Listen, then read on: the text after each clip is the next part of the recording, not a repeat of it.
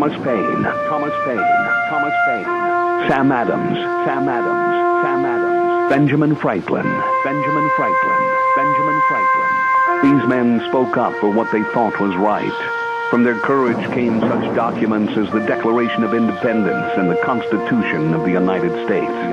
From their willingness to speak what was sometimes unpopular but right, we enjoy such liberties as freedom of speech, the right to keep and bear arms, and freedom of religion. There are those who still wish to oppress our freedoms, and there are still patriots willing to stand up and defend life, liberty, and the pursuit of happiness. Men like Zeb Bell, who honor our founding fathers and what they stood for. It's now time for Zeb at the ranch, speaking up and defending your freedoms. Brought to you by Magic Valley Les Schwab Tire Centers and all of the other great advertisers on the program. And now, Zeb Bell. Some of the artists of the 1960s are revising their hits, their radio song hits, with new lyrics to accommodate aging baby boomers who can remember doing the limbo as if it were yesterday. Some of the hits that have been changed include Bobby Darin's Splish Splash, I Was Having a Flash. Or this one by Herman's Hermits, Mrs. Brown, You've Got a Lovely Walker. And one of my favorites, of course, by Ringo Starr and the Beatles, I Get By with a Little Help from Depends. Good morning, here comes Kate Smith and God Bless America, followed by a Patriot with our Pledge of Allegiance. Good morning. Holy buckets, I'm tired.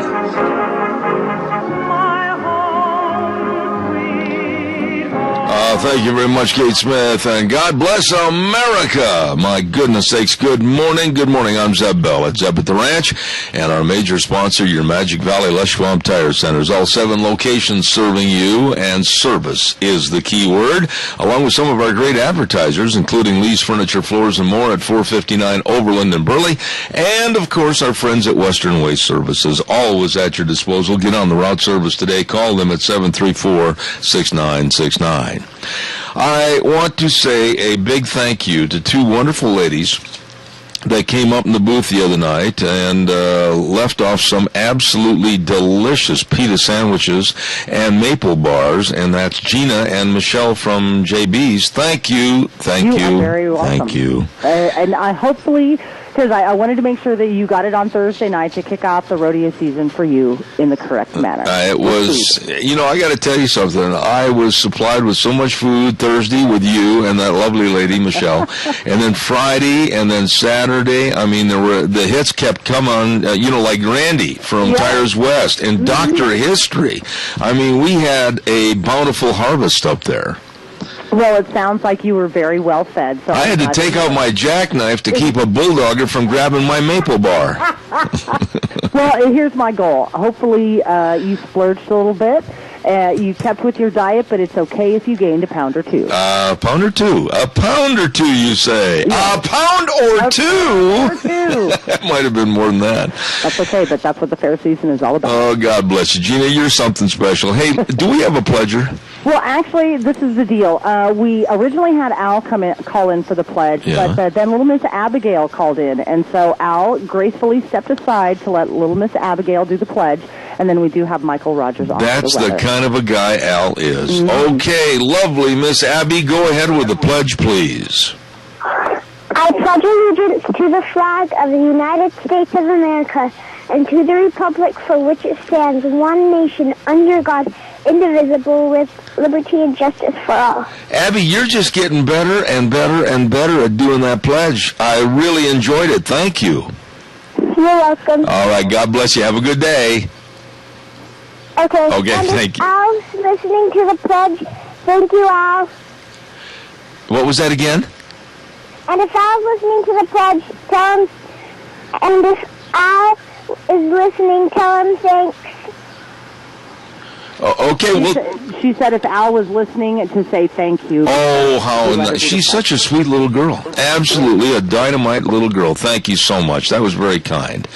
My old ears have a hard time sometimes understanding everything, sometimes on the radio, and I apologize, Abby. Thank you, and Al, that was very nice. Oh, my goodness, calls are welcome and appreciated. 436-2244, 1-866-927-4587. The other day... Whoa. You're forgetting somebody. And I was going to go to Michael Rogers. You were. Oh, I know, but I was going to say the other day I was worried about the weather forecast, and I hadn't talked to Michael on Friday, Saturday, and Sunday, and I just wanted to find out exactly what was going on. And so, can I go now? Yes, you can. Okay. Ladies and gentlemen, the world's greatest weatherman is Rock Creek Growers weatherman Michael Rogers Weather, and we'll have him in a moment. Don't forget Rock Creek Growers on the corner of Maxine Lane and Irene Streets in Kimberly. Oh, they've got everything, all the patio pavers, the wall blocks, ceramic pots, your trees, your shrubs, and knowledge. They got tons and tons of knowledge in there to help you beautify your home and your property. Rock Creek Growers on the corner of Maxine and Irene Streets in Kimberly. Here now, the best weatherman anywhere, Michael Rogers Weather. Good morning, everybody. Sunny, sunny, sunny, and more sunny, and more sunny.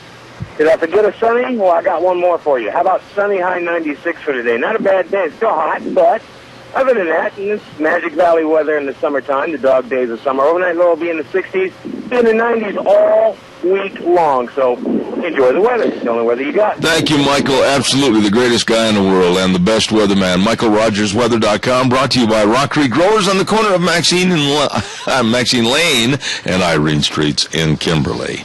I must be tired this morning. I'm having all kinds of difficulties. And right now, let's take this call. Good morning. You're on the air.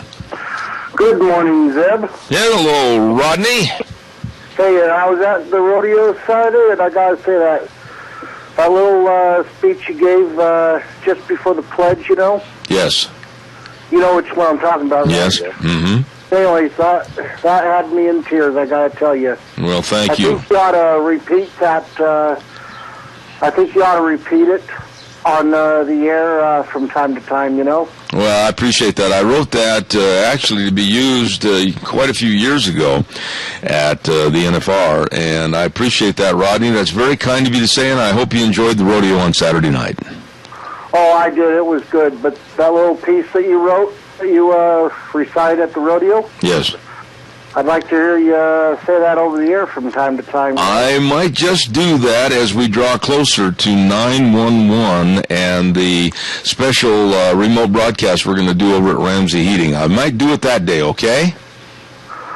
Okay, because I think a lot of people need to hear it. I mean, that you really hit the nail on the head with that one. All right. Well, I appreciate that, Rodney. You're a great listener, and I appreciate it very much. Thank you so much. Yeah, catch you later. God bless you, man. Thanks. That was nice. Thank you very much.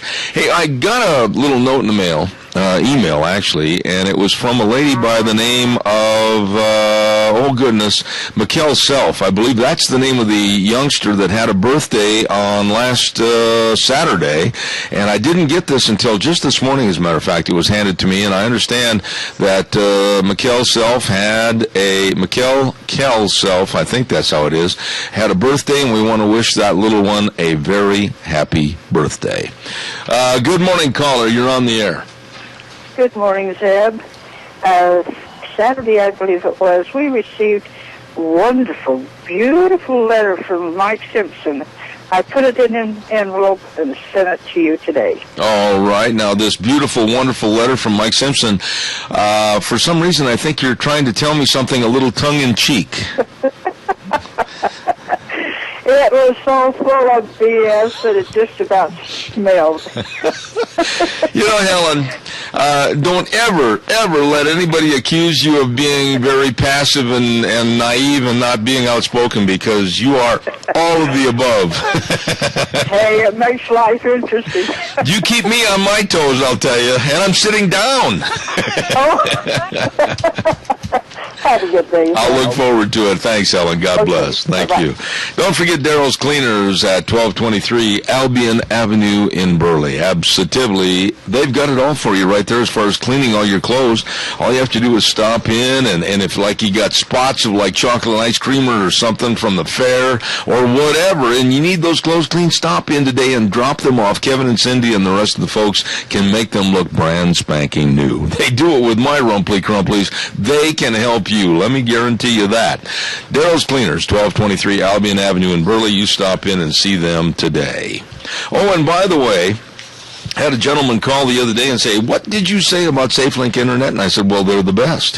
SafeLink high-speed wireless Internet, now's the time to get on their programs, and we've been on their program for years right here at Zeb at the Ranch. And you better check out the all-new SafeLink. No contracts required and no credit checks, and they've got a new high-speed Internet package with no data limits. I'm telling you, you better call them right now at 677-8000. 677-8000. Shane and the rest of the crew, excellent people at SafeLink Internet. All right, give me a call, 436-2244, 1-866-927-4587. Like to hear from you, so give us a jingle on the landline. Good morning, caller. You're on the air. Good morning, Jeb. Sir. Yeah, I'll step aside any time for little Amy. She's one little sweetheart. So well, we appreciate hang in there, girl. Thank you, Al. What can I do for you? Well, I get one of them little letters from Simpson. I've heard the same thing for at least 6 years. Uh-huh. Dear supporter, we are needing your help to get us reelected because I am working against the EPA to stop funding Horse Bucky. He's been trying to, for 6 years saying that. He's giving more money. Who in the hell's he kidding? It seems like you're going to get a lot more of those form letters in the not-too-distant future from almost everybody asking and soliciting for your help and financial backing, etc. Mike's got to do a lot of talking. And I'll tell you something else, though, Al, and I want to get your opinion on this. When it comes to Brian Smith, his adversary for re-election, Brian Smith has got to clean up his act and run a much better campaign starting right now if he is going to be any contention.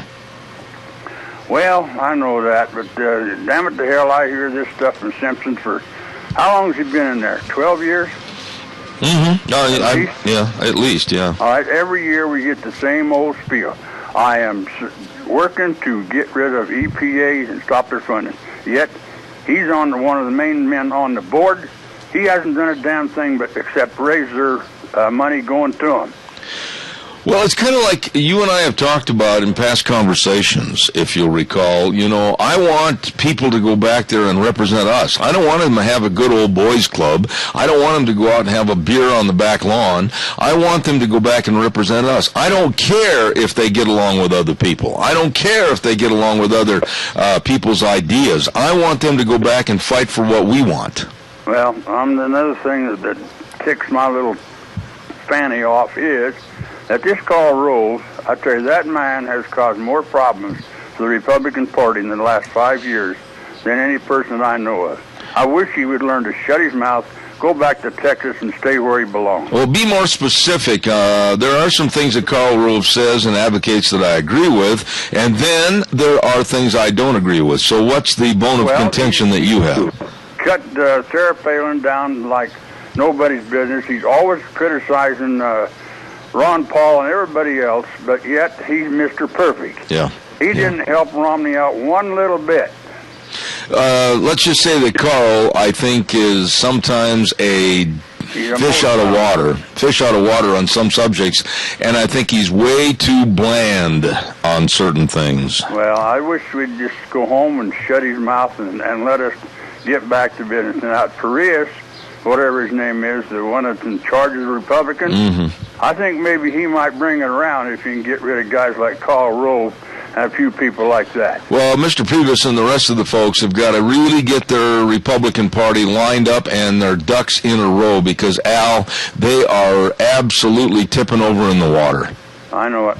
So, all right, my anyway, friend. Have a good one. You Thanks, too. Jimmy. Thanks, buddy. Appreciate it. Valley White Home and Ranch. Don't forget, Valley White has all the fishing equipment that you need. Caller, I'll be right there. Don't go away. You know, the Cache County Fair is over, and now the kids are going to be going back to school shortly. You know, just take some time. Take some time to relax. You stop in, and if you need a brand new rod and reel, or if you need fishing lures or hunting and camping equipment, just go on in there and check it out. They got all kinds of goodies over there for you at Valley White Home and Ranch. And by the way, they've also got a special deal. Buy one pair of ladies or children's boots and get another pair half off. You can't beat that deal. They've got it all for you. The farm, the family, and the ranch at Valley White Home and Ranch. 910 South Oneida in Rupert. You stop over and see those wonderful people today. Good morning. You're on the air. Zeb, I don't know whether Brian Smith got any hang-ups or not yet, but I know Mike Simpson has. I don't care who replaces him. He's not doing the job. He's voting with the Democrats for big business and everything else that's costing our country money. He's voting for an increase all the time in the debt we got. Mm-hmm. I don't care who replaces him. Well, we need to replace him with somebody. Yeah, but There's no pay, Zeb. Fred, listen to me. Nobody can do more damage than he's doing right now. Okay, but listen to me just a second, though. My point is this, that Mr. Smith was on my program about 2.5, 3 weeks ago. You remember that. And he has got to learn, I think, and I'm going to be very blunt about this, that the media can be his best friend or his worst enemy. He's got to learn to use, utilize, and respect and thank the media for the opportunities that are afforded to him. I made special allowances to get him on the air and talk to him, and never once even got a thank you or can I come back again in the future. Thank you, Zeb. Pardon? I heard him say... No. Wait a minute. You're not getting my point. They need to have follow-up. You got to make sure that there's follow-up in his type of business to the point where they cement a relationship so that they've got the airwaves open to them in the future. He's got to learn, and his people have got to learn to do that. Well, maybe that's true, but I did hear him say. No, I'm not saying that he didn't say thanks on the air. That's not my point. My point is that they've got to learn to solidify and keep a recurrent theme with the media. You know that, so they can keep their name out there. Maybe his people aren't up to that yet. They better not waste too much time because I'm like you. I've got a lot of things that I'd like to see changed. Well, that's it, and I hope to the hell they do. Yep. But by the same token, I definitely will not vote for Simpson. He is not doing the job. Fred, he's voting absolutely the wrong way that I think. Well, and you've been very vocal, and I respect that a lot in you as far as your attitude and opinion on him. And there's a lot of things that I question Mike's thinking on, especially what he did to Michelle Bachmann. And you know, something that happens... That's a little thing. I know, it's not a little thing. And here's the way for what else he's done. I know, but wait a minute. I was one, too, that chastised him big for that. Well, here's the deal, though, Fred. It's not a little thing when you call somebody a McCarthyist. When you think about it, the Muslim Brotherhood right now is the biggest factor of problem in Egypt. The Muslim Brotherhood may be a reason that all of us as consumers are going to start seeing maybe $5 and $6 gas if they close down the Straits of Hormuz and the Suez Canal. The Muslim Brotherhood is infiltrated our administration with appointments by Obama and Hillary Clinton. And when our own congressman from the state of Idaho calls us McCarthyists for questioning as to why they're getting appointments in our government, there's something wrong there, Fred. That's right. One thing about it, I never get a letter from him anymore. I used to get a lot of them. But after I chastised him over the air with you, and also in letters, I never get a letter from Mike Simpson. Well, I He knows me. haven't heard from him myself. He knows what I think of him. God bless you, Fred. I got to do a commercial break, my friend. Thank you so much. Okay. Thank you. I appreciate it. Nice man right there. Ramsey Heating and Electric. You talk about nice people. I saw Keith at the rodeo the other night. He and his lovely bride. Nice people. Ramsey Heating and Electric, 2600 Overland Avenue in Burley. Over 57 years in business serving you. Well, I'll tell you what. They've got all your fluorescent and HID lighting. They've got all your lamps and electrical ballast. They got all your fuses, rubber cord, everything electrical they've got for you. And you can call ahead at 678-0459 and have it waiting for you. Ramsey Heating and Electric, 2600 Overland Avenue in Burley, where they provide warm winters and cool summers. Give us a jingle, 436-2244-1866-927-4587. I just want to say this. I said it last week, and I received some calls that said they didn't agree with me, which is fine. I respect that. My number, by the way, 312-2976. But I am now more convinced that I was right last week than ever. I'm convinced that the 16-year-old Hannah Anderson from Florida, was involved much more with that 40-year-old than we think. The police have found too many clues. The police have found too many insinuations. And I believe that this 16-year-old was very complicit to what actually happened. And they found letters, they found emails, and she had gone on trips with him before. This is not all sanitized and pure as he being the bad guy only in this case. Caller, good morning. You're on the air. Well, good morning, John. How's my favorite rodeo now? I appreciate that, my friend. How are you doing? Oh, I'm doing all right. Not to change your subject, but we were talking about Simpson, if you don't mind me going back to that for a minute. Sure, go ahead. I agree. It's time to take a stand and get him replaced. But my concern is are we going to have somebody that's going to replace him that says one thing, and then once they get into office, they're going to do another? And I hate to think about it, someone from Idaho doing that, but there's a chance of it. Well, and you know, he needs replaced, but the Smith's the only fella I've heard so far running. Well, you bring up an interesting point about politics, and it seems like they'll say everything they can to get elected and look at their constituents in the eye at rallies and everything and beg for the vote, and then, of course, when they get back on the Potomac, everything seems to change. I couldn't agree with you more. And this is why I keep reiterating the fact that right now in politics, I don't want somebody that's well-liked by other politicians. I couldn't care less if they're well-liked. As a matter of fact, I look at somebody like Ted Cruz that is not afraid to step on toes, not afraid to make sure that if they're on the dance floor, he might step on their toes. I think that we need more people that are going to go back and fight for the constituents and not have the good old boy attitude. In my opinion, if someone went back, even if it was just for one term, I'm pretty sure it would be, and did the right thing, the honest thing, the moral thing, it would make one world of difference. It may be just one term, because it would sure make a lot of people back east upset. I agree with you. You know what? It would be the right thing. I agree with you, and I like your terminology. Do the right thing. Riley, I got to pay some bills, buddy. Thank you so much for your kind words. Thank you. Yep. God bless. Hey, don't forget Travel Lube Supply, 1050 West, 203 south of Hayburn, right there at Jim McCall's farm. And I don't care if you want duct tape. I don't care if you want oil and air filters or tools or all the oils or whether you need Bubba ropes. They've got everything over there for you at Travel Lube Supply. Really good people. 438-8730. Remember, Travel Lube Supply. It is time now for the Capital Press Ag Minute, and that is brought to you and all of us by Pacific Steel and Recycling at 320 West Main in Burley. Here now, the Capital Press Ag Minute. Today's Ag Minute brought to you by the Capital Press, the West Ag Weekly.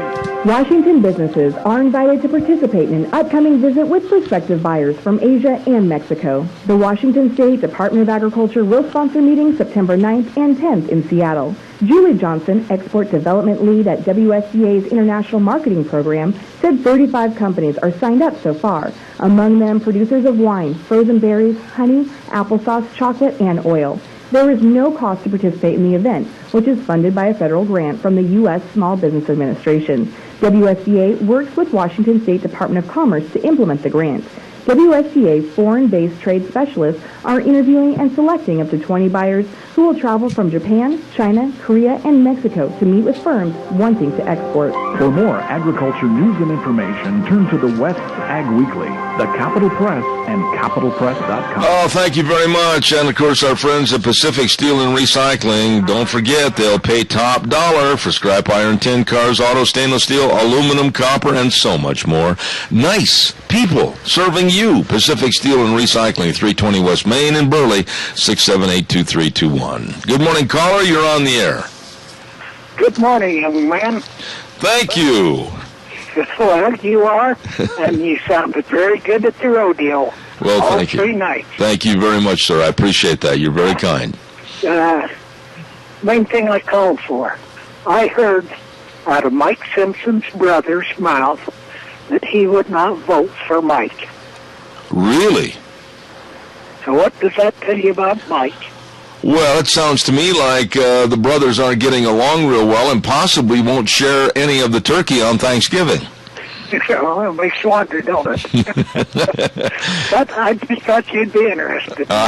If you heard it and you said it, I believe it. Sir, thank you so much for your call. In a roundabout way, I am related to that brother, so that's why I know. Oh, well then, I'll take your word as gospel. If you said it, I trust you. Thank you so much. Okay. All right, sir. God bless you. Thanks much. Nice gentleman right there. Callers are welcome. 436-2244-1-866-927-4587. I got to tell you this. The other day, I guess it was on Saturday. Caller, please don't go away. I want to just say this real quick. The other day on Saturday, I came in the house around noon, and we didn't leave for the rodeo until naturally over at Burley until later in the afternoon. But I turned on a little bit of the Little League World Series. The Little League World Series.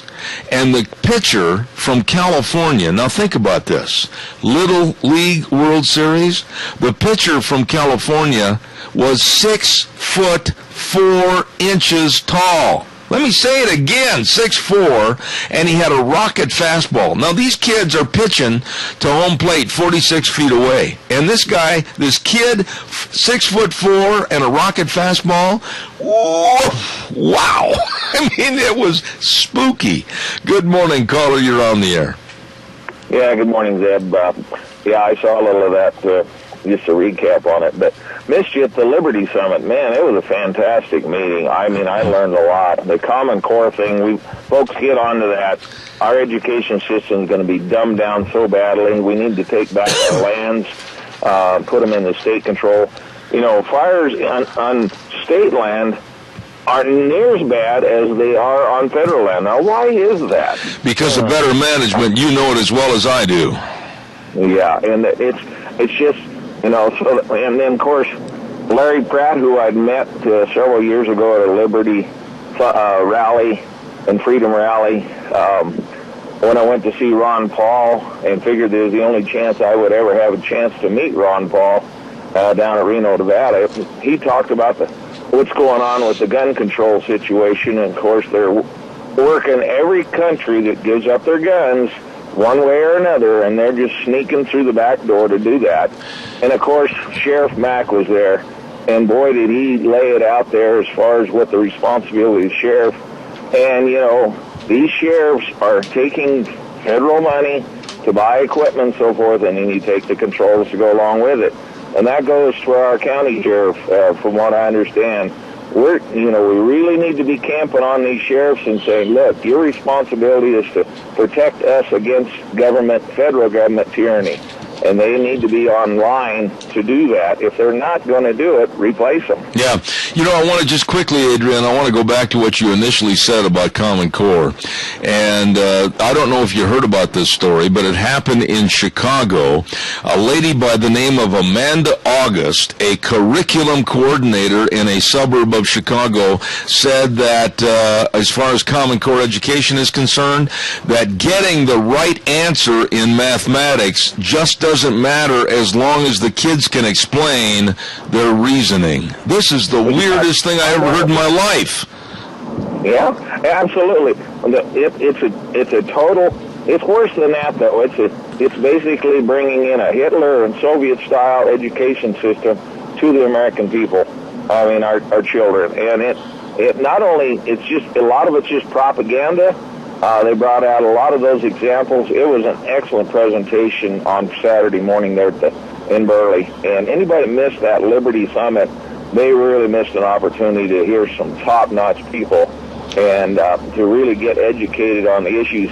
I thought I was up on some of these issues, but I sure learned a lot, and be glad to discuss that sometime in more detail on your program. All right, Adrian. God bless you for your call. I appreciate it. Thank you so much. You bet. Have Thank a good day now. You bet. Bye now. This isn't even funny about Common Core. Honestly, what happened was there was a story posted by Eric Owens on the Daily Caller out of Washington, D.C., and this woman, Amanda August, got up in front of parents, etc., at a meeting and said that getting the right answer in math just doesn't matter as long as kids can explain the necessarily faulty reasoning they use to get the wrong answer. This just makes no sense to me whatsoever. Do you mean to tell me that they're going to have something in the future where college graduates are going to say 3 times 4 is 11 because I sat down and reasoned it out, and that's my thinking on this, and they're going to be the scientists for the future of the world? This is so asinine and so absolutely stupid. And not knowing that it's 12, but why is it 12? They don't know, but they're going to come up with their own reasoning. And then this woman, Amanda August, stands up there and says, well, it doesn't matter as long as they can explain their reasoning. Holy cow, where are we headed?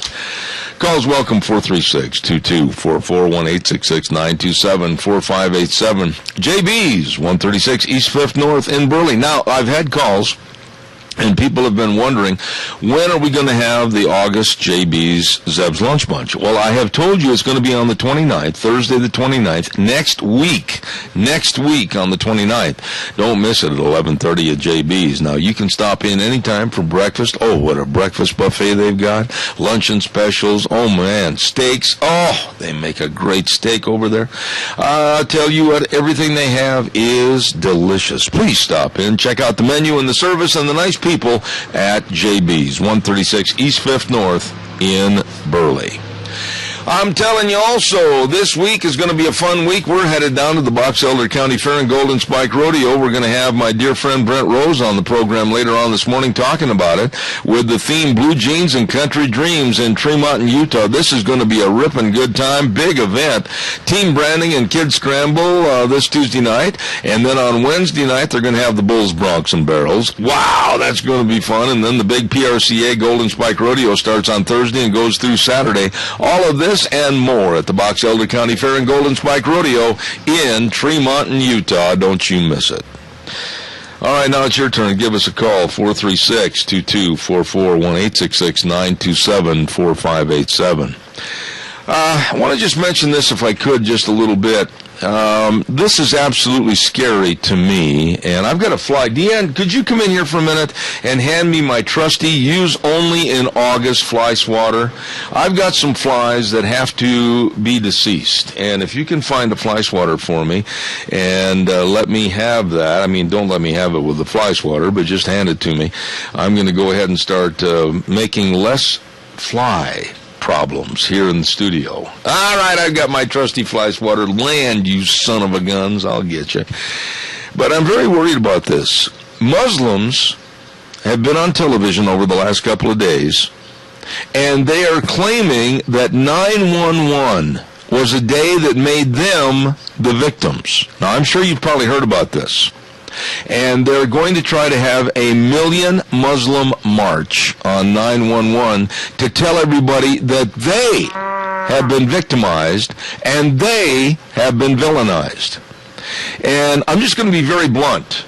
I hope that they end up with 3 people to march, and that would be 3 too many. I am so fed up with this victimization and this villainization of Muslims and their crybaby attitude. No. It wasn't them that jumped from burning buildings to their deaths. It wasn't them that were buried for an eternity in the rubble. And I feel no compassion to them whatsoever. Caller, good morning. You're on the air. Yeah, I'm going to change the subject a little bit, but this isn't about Mike Simpson. It's about these fires we're having.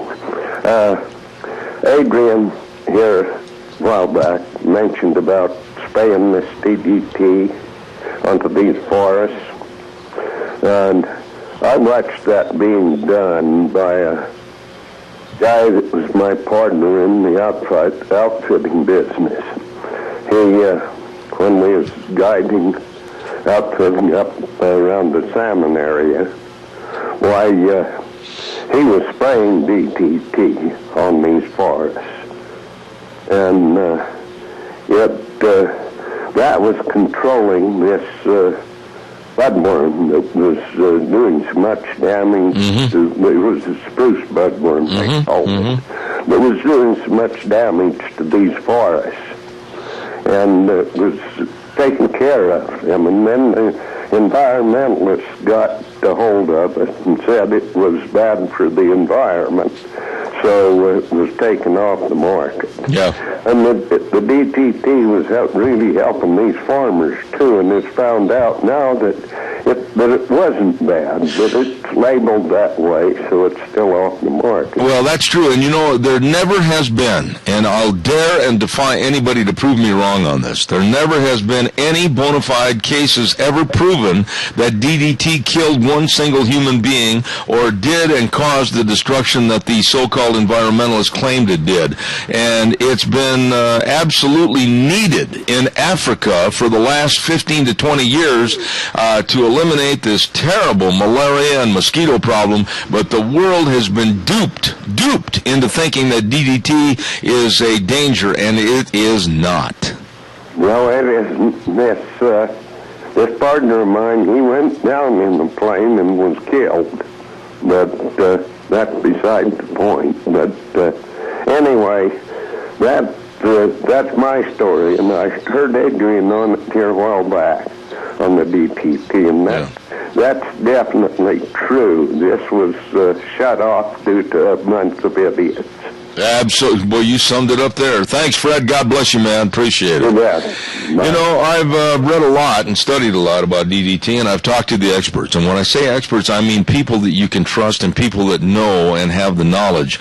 And the falsehoods, the outright lies about DDT were never corrected because the government and bureaucrats and the environmental movement didn't want the statements corrected. And I'll stand behind my statements here, even though I know after the show's over, there'll be people calling and saying, you're wrong about that, you're wrong. No, I'm not wrong about that.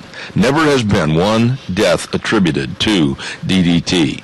And I'll tell you, look at all the millions and millions of lives it would have saved if we'd have been able to use it, especially in the killing of mosquitoes and the malaria problem in Africa. This is ridiculous. Hanging nets over beds and asking and soliciting money for nets when really you're not going to the root of the problem, and that's killing the mosquitoes and the malaria problem.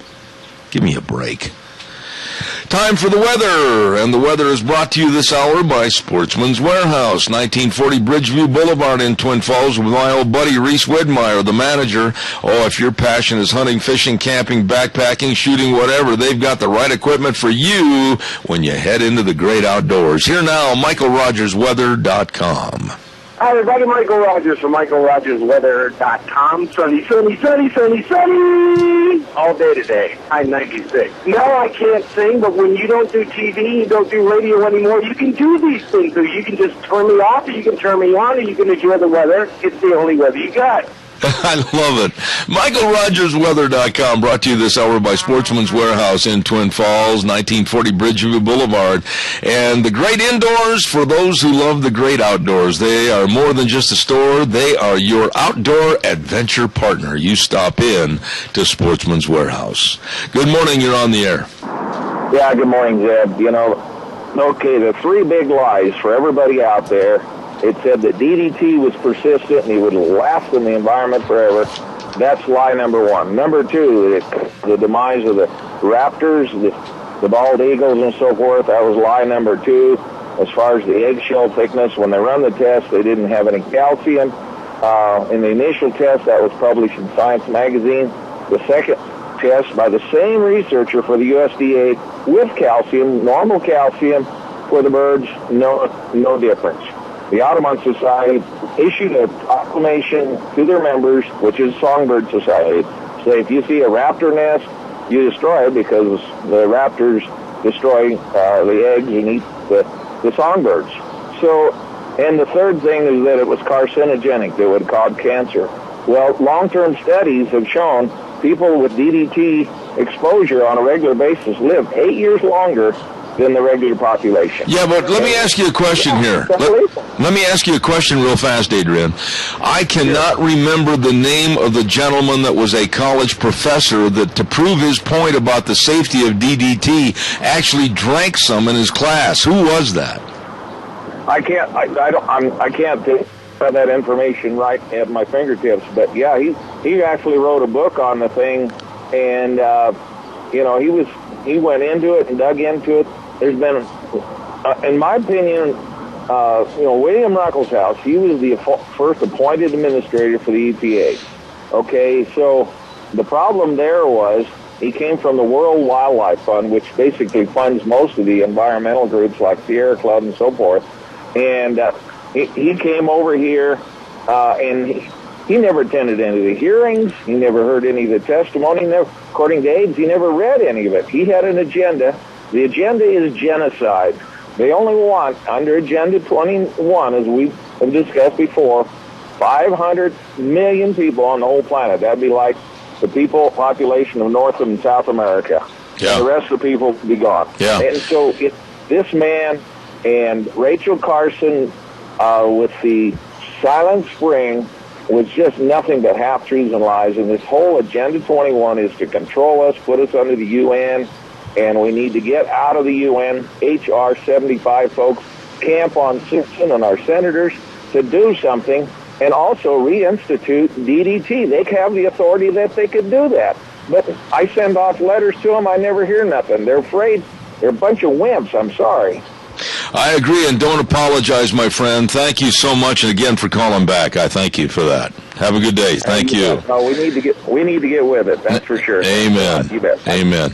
I'm going to have Adrian back on the air here before too long, and I want to talk a little bit more about Agenda 21, and then also there's another gentleman that I want to get back on the air that knows more, I think, about DDT and the falsehoods about it than anyone, and that's Ron Ellis, and I'm going to get Ron back on there too. Calls welcome. If you would, please give me a jingle, and I'd like to hear from you. So call me at 436-2244, 1-866-927-4587. Did you hear about this Marine? United States Marine. His name is, I got to check here, I think his name is Stephen Rhodes. Well, anyway, he served his time in his tour over in Afghanistan. And he came home and he enrolled at Middle Tennessee State University. Now, Middle Tennessee State University has turned out some excellent football programs and players. Now, this gentleman is 6'3", weighs 240 pounds, and he is solid as a proverbial rock. And he wanted to play college football because he came home, wanted to further his education, his college education, and he had served his country and served his country well. So he enrolls at Middle Tennessee State University, and he's all set to go out for the football team, and the NCAA comes in and says, no, he is ineligible. He can't play football in college. Why? Because, quote, he played on a recreation league in Afghanistan while he was in the Army. The NCAA is so completely out of touch with reality, and they should be ashamed of themselves for stupidity. Their rules and regulations have far exceeded and gone completely out of bounds of reality. Here is a Marine that served his country in Afghanistan. and comes home and wants to further his education at a very prestigious university back in the East Coast, Middle Tennessee State University, and he wants to play football, and the NCAA says no because you played in a recreation league in Afghanistan. Now, this is I think, damnable situation to the NCAA. There's a lot of their policies, a lot of their hypocrisies that I don't agree with, and I think they're absolutely doing all they can to be a negative force and source for college athletics. But this is ridiculous. This Marine served you and I, put his life on the line, and now he wants to further his education, and along with that, see if he can't play some college football, and they're telling him no because he played in a recreation league? Now, answer this question. How dumb is that? Calls welcome, 436-2244, 1-866-927-4587. Another story that's got me really worried, and I don't see the concern. I don't see the, look out. I don't see or hear the, better not say this, they might be listening. The NSA is completely out of control in this country underneath this Obama administration.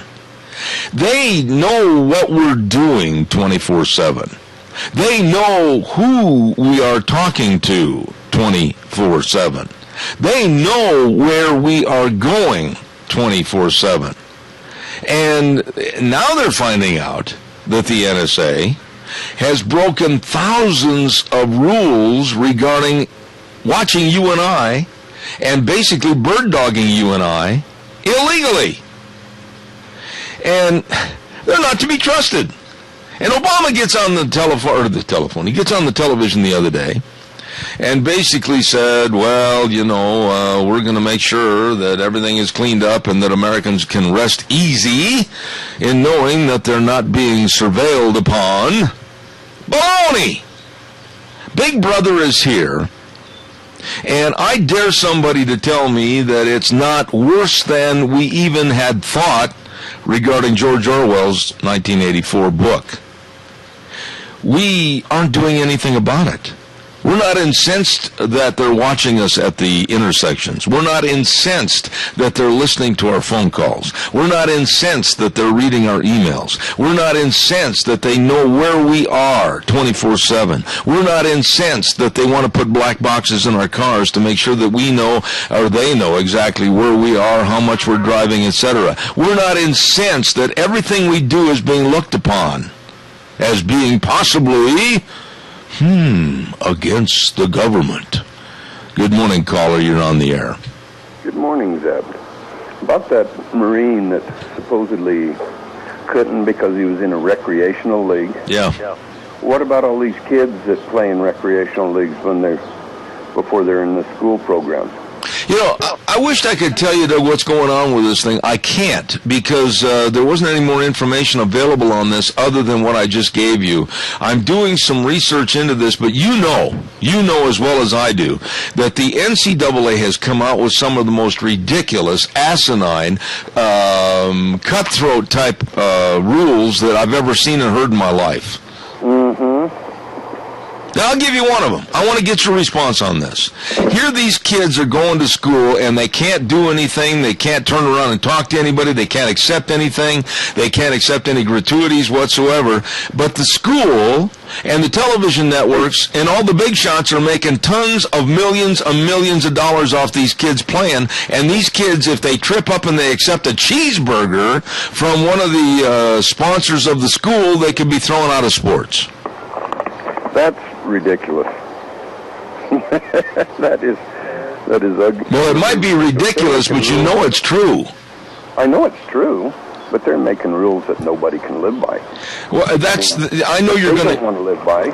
Well, I know that, but Doug, there's rules that they have to make sure they don't end up with programs like what happened at Florida State University to the point where there were cars given and there were trips and everything else. I understand that. But when you take a United States Marine that wants to come home and play college football and further his education, that's ridiculous. That is. Because without him doing what he did, these coaches wouldn't, and the NCAA wouldn't have the authority to do anything. Amen. Amen. I think that what they need to do, even though they won't admit it, is look at it on a case-by-case basis and apply the rules necessary in those case-by-case bases. But to say that this man that served his country and served his country very well is not eligible because he played in a stupid little recreation league, that's the dumbest thing I ever heard. And all that was a bunch of other Marines and probably Army guys and just got together and just, for entertainment. That's right. To unwind. That's right. Hey, man. Frustrations out on each other. Yeah, no kidding. Hey, listen, I appreciate your call. God bless you. I appreciate it. Thanks. All right. I tell you what, the NCAA has made some absolutely asinine and very stupid rulings, and this is one of them. Don't forget your Magic Valley Les Schwab Tire Centers. Randy came up the other night in the booth and handed us a great big, it was delicious, funnel cake. Funnel cake with all the white flour and sugar on top. I love funnel cakes. I just love them, man. They're so good. Anyway, I digress. I must move forward. Don't forget, for all your tires, you must stop in to your Magic Valley Les Schwab Tire Centers. They've got all your tires for all your driving need, whether it's for your car, your pickup, your SUV, your horse trailer, boat trailers, whatever, the best in tires. And they know what kind of tire, what best tread and everything else will do the job for you. So stop in and see them today. And they've got the best in brake values, the best in shocks and struts, the best in front end alignments and batteries, everything, but they've got the best in people providing the best in service.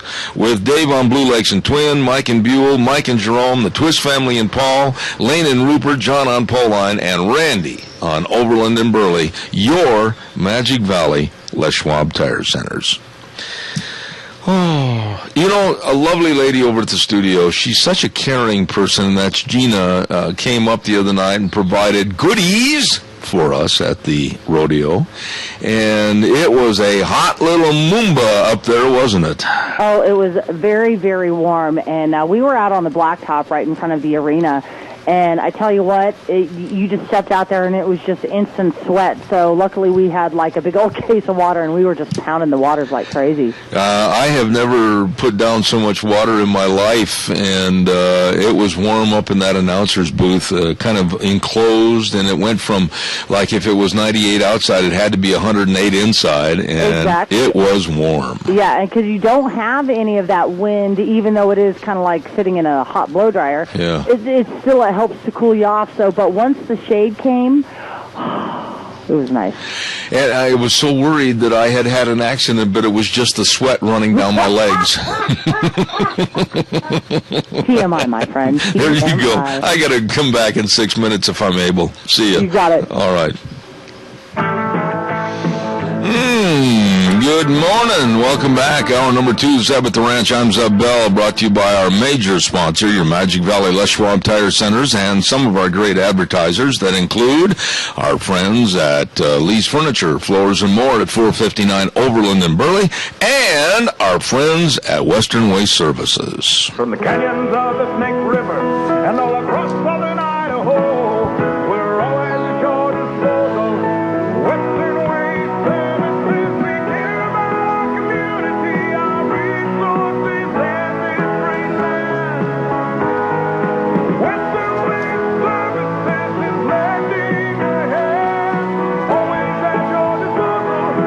Western Waste Services. How many times have you heard the kids run up to you and say, "But Mommy, I gotta go! Daddy, I gotta go!" Well, you're at a group picnic or a company picnic or a special event.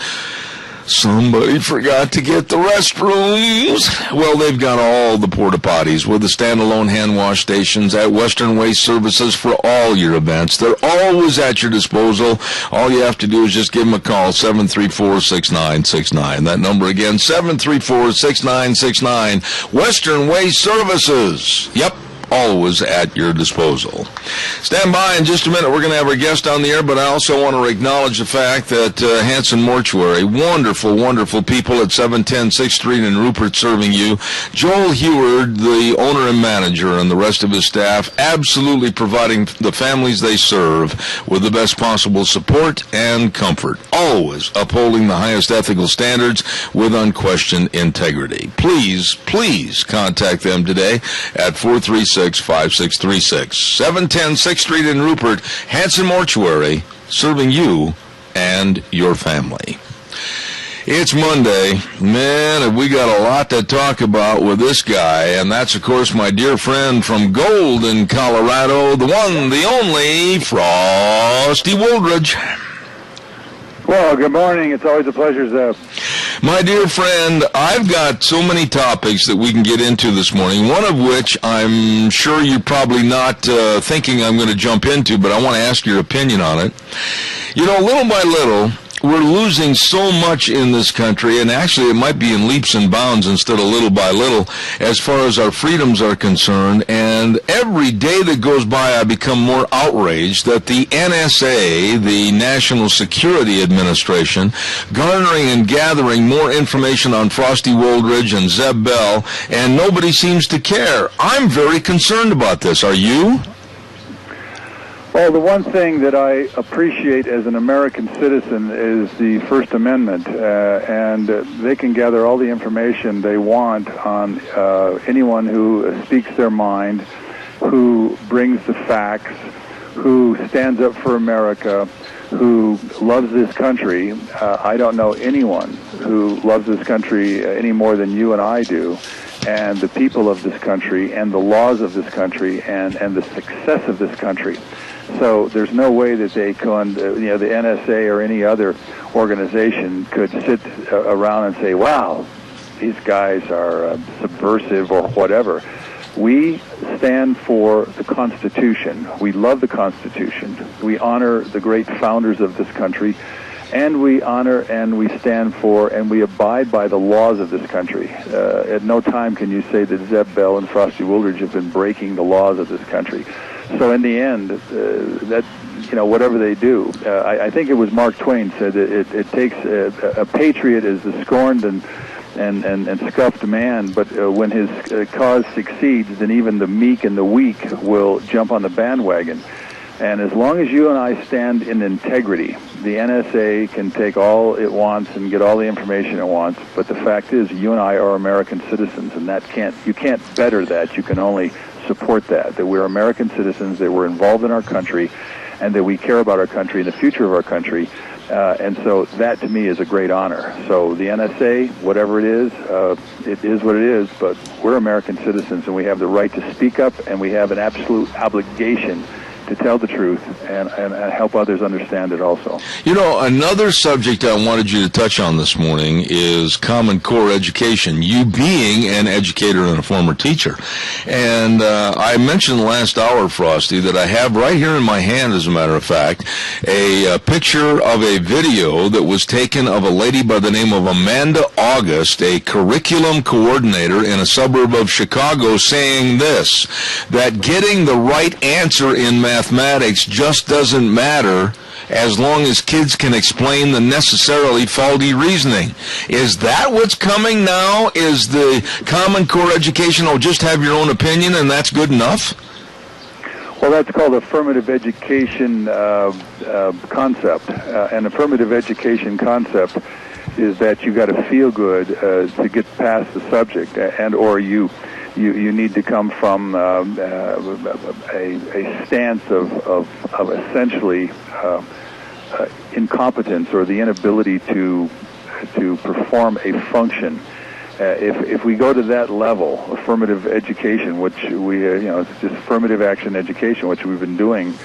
That's why we have 47 million Americans that are living on food stamps, and that's why we have 42 million Americans who are functionally illiterate, and we have another 50 million that cannot read past the fourth grade level. And you can bet that those who can't read past the fourth grade level can't do much more mathematics past the fourth grade level also. That's 92 million people. Ladies and gentlemen, those are facts that are presented by the American Reading Foundation, so I'm not making them up. So do we think, as a first world country, do we think that we can continue with affirmative action education and making kids feel good rather than having them personally accountable and personally responsible for doing their homework and actually passing a test to show their ability to perform? Do we think we can continue as a first world country?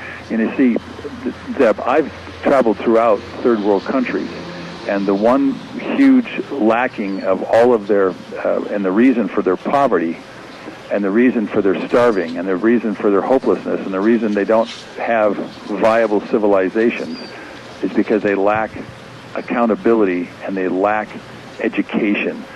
So that, in the final analysis, cannot continue in this country. Otherwise, we'll fall into that same abyss of those third world countries. Yeah, but Frosty, why? As an educator and a man that really cares, and a very articulate person, one that is extremely well-versed with your writing, etc., why accept mediocrity or even below mediocrity? I don't understand this.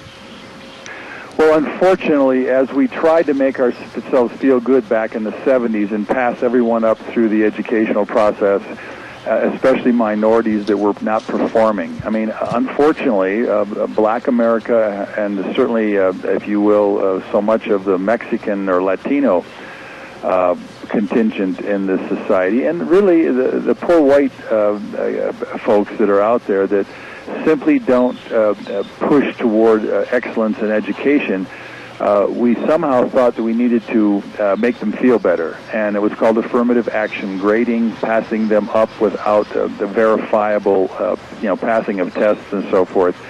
And what we then created was, affirmative action jobs. And so much of government jobs, you just sit there by the phone and you polish your nails, or you twiddle your thumbs, or you read a book, and I've seen that. And so that's what we have, and that's what we've done to ourselves. In the end, it's a question of how much longer can we have those of us who work and do have an education can pay for all those who don't have education and don't work. Let me ask you this. From the time that you left education to the present, and all the negativity that you hear about education and the acceptance of less than quality, on a scale of 1 to 10, how far has education slipped since you left the field of endeavor of being a teacher? Well, it's really it's dropped dramatically. In fact, I just talked this last weekend. I was up in the Grand County I was canoeing on Shadow Mountain Lake, and I met a couple from California, and both of them were teachers, and they just said the classrooms they're in Anaheim, and they said the immigration crisis is so severe that there's no way to teach anything. They're just warehousing children, because they can't keep up with it. There's in California right now, over 100 different languages from all of these immigrants, both legal and illegal, and there's no way you can educate because you can't speak to all these languages. And so we have created essentially a 21st century Tower of Babel.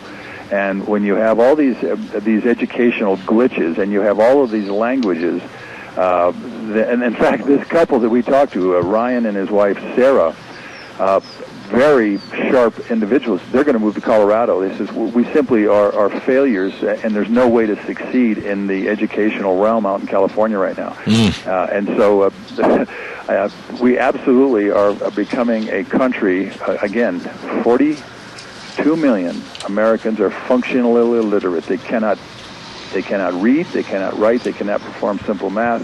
Another 50 million cannot read past the 4th grade level, and I would presume cannot read or cannot perform mathematics past the 4th grade level. So that's 92 million, almost a third of the American public. So obviously that right there in itself shows you that we are on a decline. And Detroit, Michigan, 76% dropout flunk-out rate. 76 out of 100 students drop out or flunk out of Detroit public schools before they graduate. And that was reported by Brian Williams. And so that's what we're seeing. And that's why you have so much welfare. Again, 68% of African-American children are brought up by a single mother, and 99% of those women are on welfare. And that that's because they lack education, they lack personal accountability, and they lack personal responsibility, and it's becoming a way of life. So, I'm going to ask you to stay on the phone 30 seconds. I've got to do a quick advertisement. I'll be right back. Frosty will be asked another question momentarily. Don't forget Idaho Lending Group, 1182 Eastland Drive North in Twin Falls. Number to call, 734-5626. NMLS number 181777.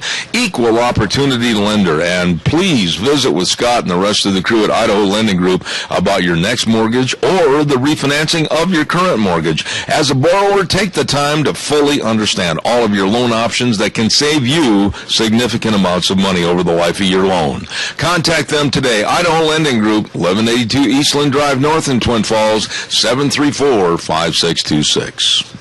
Frosty, one other subject that I wanted to mention this morning, and kind of a free-for-all, is that now it's coming out that the Muslims in this country are claiming that 9/11 was a day that made them the victims. They're claiming that they have been victimized, they're claiming that they have been villainized, and they're trying to organize on 9/11 a million Muslim march. This absolutely is very upsetting and disconcerting to me and many others, because they weren't the ones that had to jump out of the burning buildings, or they weren't the ones that lost loved ones in the falling of the rubble. This is sickening. What are your thoughts? Well, as Teddy Roosevelt said back in 1906, and I quote, "The one absolutely certain way of bringing this nation to ruin or preventing all possibility of its continuing to be a nation at all would be to permit it to become a tangle of squabbling nationalities. We have but one flag. We have but one language, English," unquote. What we have done to ourselves is impregnated ourselves with the seeds of dissent that probably in the end will find our country fragmented and fractured, because whether we like it or not, the melting pot is not working anymore, because we've incorporated, it's like having a salad and then throwing a wrench into it and see if you can eat the wrench. We have created, this melting pot is no longer a melting pot. It's a salad bowl with very incompatible ingredients. And the Islamic religion is literally counter to everything that is Western thought, and certainly Western democracy. Certainly a constitutional republic is against everything that Sharia law and the Islamic way of life lives by. And so when you look at what we're doing here to ourselves and what we've done to ourselves, we have 7 million Muslims in this country now since 1991, when there were less than 100,000. Somebody in high places decided to just punch this massive amount of incompatible culture and incompatible language and incompatible way of life into our country, and you now see the results of it. You see the Boston Marathon bombers. That's the failure of the assimilation theory, or the melting pot theory. You see the same thing with Asazi, the guy who tried to bomb the New York subways he was a bus driver here in Denver, Colorado. You've got Assad, Assad, the Fort Hood killer, the guy that comes into the U.S. Army. He enjoys all of the incredible benefits of the U.S. Army, becomes a major, no one speaks up, and he blows 42 people away up there at Fort Hood. And of course the latest Boston Marathon bombing. So what we're doing to ourselves is fragmenting America, and these Muslims are very, very aggressive. And when they get around 20 million of them, we also have no-go zones right now at training camps for jihadists in this country. I've been looking at and investigating that. A lot of them out in the east right now, just total compounds that are absolutely, completely Muslim. You're not allowed to go in, and because of private property rights, we can't do anything. And so we're in a lot of trouble. And as a matter of fact, there's a newest and latest 744 bill. If it passes, again, we will have 100 million new legal immigrants put into this country within the next 30-odd years, 35 years or so. And we'll probably see Muslims reach well over 20 million. And as their numbers grow, their aggressiveness grows, and they will lose, and they will use our laws against us. And so this Million-Man March is indicative of the fragmentation of our country. But there again, though, Frosty, a question comes up when you talk about these jihad centers, which basically they are. They're in upstate New York. They're out here in Oregon. They're in Texas and various places. I talked to Martin Moyer, author of a book that absolutely was very specific about where these training sites are, what these training sites are doing. But then you talk to some of our leadership, if I use the word loosely, your senators and congressmen, and they're sitting there so naive and so bland as to what's going on. It makes one wonder how come they're not apprised of the situation and they're not doing something about it. Well, I'll tell you why. Barack Obama grew up in Muslim schools over there in Africa and Indonesia, and by the time he was 11, he was pretty much enculturated and literally acculturated and enculturated in the Muslim Islamic faith. And the fact is, he has, I think, either 7 or 8 Muslim Islamic representatives right there in the White House that are guiding his policy right now. I mean, this is unprecedented that one religion has 8 people of the Islamic faith now operating inside the White House, inside the circle of Barack Obama. And I just wrote about it. For those who want to go to, you can go to beforeitsnews.com and just look up the title, Barack Obama, basically dishonest, incompetent, and corrupt. That's my latest column. And you can go to beforeitsnews.com to see that one. And it will really frighten you, because this president is doing everything he can to undermine the basic tenets of the Constitution right now. He's literally breaking the law. He's giving clemency to illegal alien children. He continues to suppress and seal any and all records of his past high school, college, his valid passport, his birth certificate, and his work history. Those things we don't know about him. He's got a massive cover-up of the Benghazi killings of Americans at the consulate there. And additionally, he didn't even prevent those deaths, which shows his gross incompetence. And Eric Holder, United States Attorney General, is fat. He is up to his ears in corruption in the Fast and Furious gun running escapades.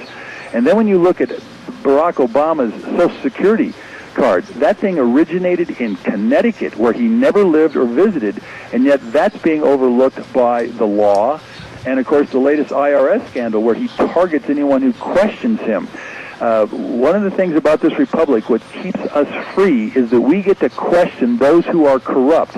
And I say in my latest piece that history will show, when the aforementioned facts come to light, and they will come to light, that Barack Obama could prove to be one of the most corrupt, incompetent, and dishonest U.S. presidents of all time. And that's quite frightening in my book. So, I agree. Thank goodness for the free press. I agree. One final thought, and I've only got 2 minutes left, but did you play Little League Baseball when you were a child? Sure did. Played all the way through. Yes, that was one of my father was an umpire, and he wrote up all of the. He got every kid's name into the sports of Little League football wherever we went around the country, and he was actually given a citation. A commendation for being one of the most organizing. He organized baseball leagues and football leagues in every duty station where we were stationed throughout my life, and baseball was a part of my life. In fact, my brother Rex was the most valuable player. He was a fantastic pitcher. Yeah, absolutely. Baseball's All-American, and I was an All-American baseball player. The reason I asked the question is, and I don't know if you had a chance to observe this, but this Saturday I came in the house for lunch, and I turned on the Little League World Series, emphasis on little. And here stood a pitcher on the mound for the state of California's representative team, 6'4", and could throw over 100 miles an hour. Frosty, we didn't have that when I played Little League. Yeah, not only that, he's 6'4" and 166 pounds, and I mean that he could be the unit. You know, that guy that used to be 6'6". Yes, Randy. Yeah. Yeah, well, I forget his name, but that would scare me to death if I was facing a 6'4", with throwing a slingshot at me. And they're only 46 feet away in Little League ball diamond rules. I mean, my goodness, 6'4", throwing 46 feet away. I mean, give me a break. I'm headed for the dugout, my friend. Oh, yeah, I'm sitting there hoping to God the ball doesn't hit me, because if it did, it would go through me. Holy cow, I saw this kid wind up, and I said to my wife, it must be a camera angle. This kid is huge. And then all of a sudden the announcer came on and said, well, this young man is 6'4" and can throw over 100 miles an hour. And I'm going, not to me if I'm in Little League, he isn't. I'll take up tennis, I'll take up badminton, I'll take up anything but baseball, and not having to face a 6'4" fireball thrower. Oh, my gosh, it scared me to death, and I got to give them credit, because some of these kids were huge. They had a first baseman that I think played for the team of Connecticut that was 6'1" and weighed 220 pounds, and I'm going, holy cow, what NFL team does he play for? Right, exactly. These kids are obviously a little bit over nature's normal growth pattern, and we just don't know where they come from. But then when you look at the basketball, look at all the guys that are 7 feet tall, and there's always extremes in everything and exceptions in everything. And so as our society continues to continue, that you'll in the numbers, you're going to have more exceptional individuals that just have that genetic birth luck of the lottery, if you will, and they either get to be a fantastic NFL football player because they're 6'3" and 220 pounds, and they can run the 100-yard dash in about 9 flat, and then you've got basketball players that are 7 feet tall that can move like a cat, and then you've got baseball players at the age of 13 that are 6'4". They're freaks of nature, or they're lucky lottos of nature, or whatever they are. And, you just bless their journey and hope they do well, and hope that their lives are, happy and normal and reasonable to some degree. All right, well, listen, my friend, God bless you. I appreciate all of your comments this morning. Ladies and gentlemen, Frosty Woolridge from Golden, Colorado. Look forward to next Monday. Thanks, Frost. Have a good one. Okay, thank you, Zach. All right, buddy. Thank you so much. Really, really nice man. But I'm not kidding you. When I saw that kid, 6'4", Little League baseball, and could hum that thing 100 miles an hour. And can you imagine the management saying, okay, you get up there and bunt. Are you kidding me? Bunt? He'll put a hole in my bat. Don't forget the Box Elder County Fair and Golden Spike Rodeo, Blue Jeans and Country Dreams. We're going to have Brett Rose. He'll be on. Brett Rose is going to be on at 10:30 this morning talking about this. It's all this week at Box Elder County Fair and Golden Spike Rodeo in Tremont, Utah. Tomorrow night they're going to have a team branding and kids calf scramble. Then on Wednesday night, Bulls, Broncs, and Barrels. Going to be a lot of fun. Then on Thursday through Saturday, the Golden Spike Rodeo. Oh, my goodness, all the top pro cowboys and cowgirls coming in. Going to be ripping good along with all the other fair activities at the Box Elder County Fair and Golden Spike Rodeo in Tremont, Utah. Don't you miss it. In just a minute, we're going to have our next guest on the phone. As a matter of fact, Mr. Matt Bowman, the senior legal counsel with the Alliance Defending Freedom, so stand by for that. Want to remind you, too, blazing hot, great buys going on at Lee's Furniture, Floors, and More at 459 Overland in Burley. Oh, my. They've got all your recliners. Have you been in there, really? And checked out all the recliners. They've got a recliner that'll fit you. And when I say fit you, you better make sure that you go in and try them on first, whether you're tall, short, skinny, fat, whatever. All recliners fit differently, so you got to make sure that you get one just for you. And they got a great selection. Dining room groups and all the bedroom sets, the mattresses, everything. Rolls and rolls and rolls of carpet at prices that you can't afford to pass up at Lee's Furniture, Floors, and More. 459 Overland in Burley. You stop in and see those really, really nice people today. Hey, Zeb. I thought your microphone was open. I kept looking around saying to myself, what did I leave open here? No, just a little bit of a factoid. The big unit, Randy Johnson. Most notable for his career with the Mariners. I knew you'd throw Seattle in there. Well, duh. But, Randy Johnson, there was a classic case of a guy that was huge and 60 feet, 6 inches away. I mean, compare his size. Randy was, 6'7" or 6'8"? No, he was 6'9", wasn't he? He was 6'10". Yeah.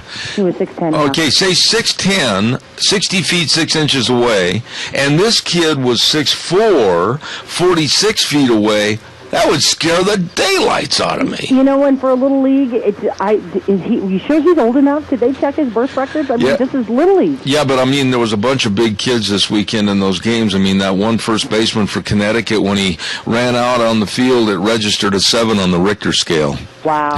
This kid was big. Yeah. Oh, my.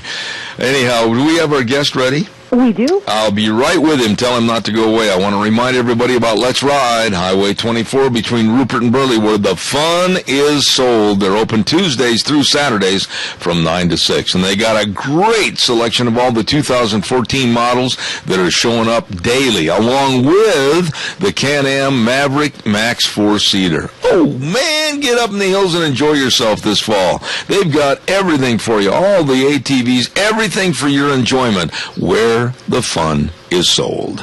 Let's Ride, Highway 24 between Rupert and Burley. You stop in and see them tomorrow.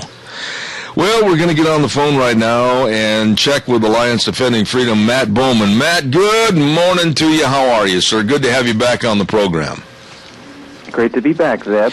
You are a very special guest on our show, very knowledgeable, and the more, I got to be honest with you, Matt, the more I'm checking into, studying, and perusing the now infamous thousands upon thousands upon thousands of pages of Obamacare, which is absolutely ridiculous.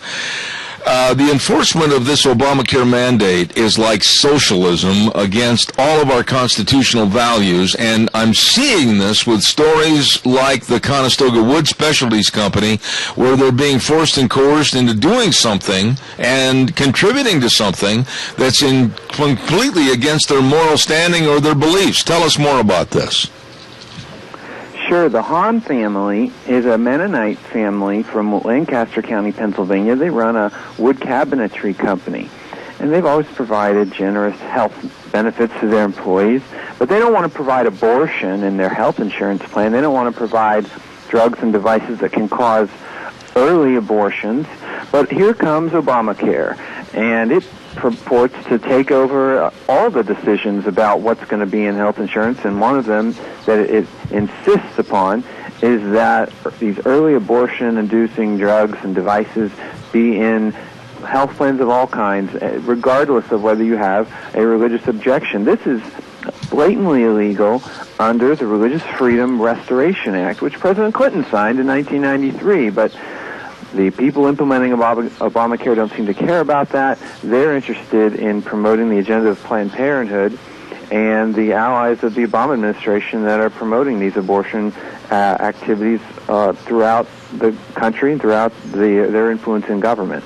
Matt, were you surprised as a lawyer that the Supreme Court looked at this and didn't throw out Obamacare? I was shocked because everywhere, and I'm not the expert you are, I'm not the lawyer that you are. I did take some law classes, and then I decided Perry Mason wasn't for me. But everything I've read, really, this reeks against our Constitution. How come this went through the Supreme Court? It was certainly disappointing last year when it happened.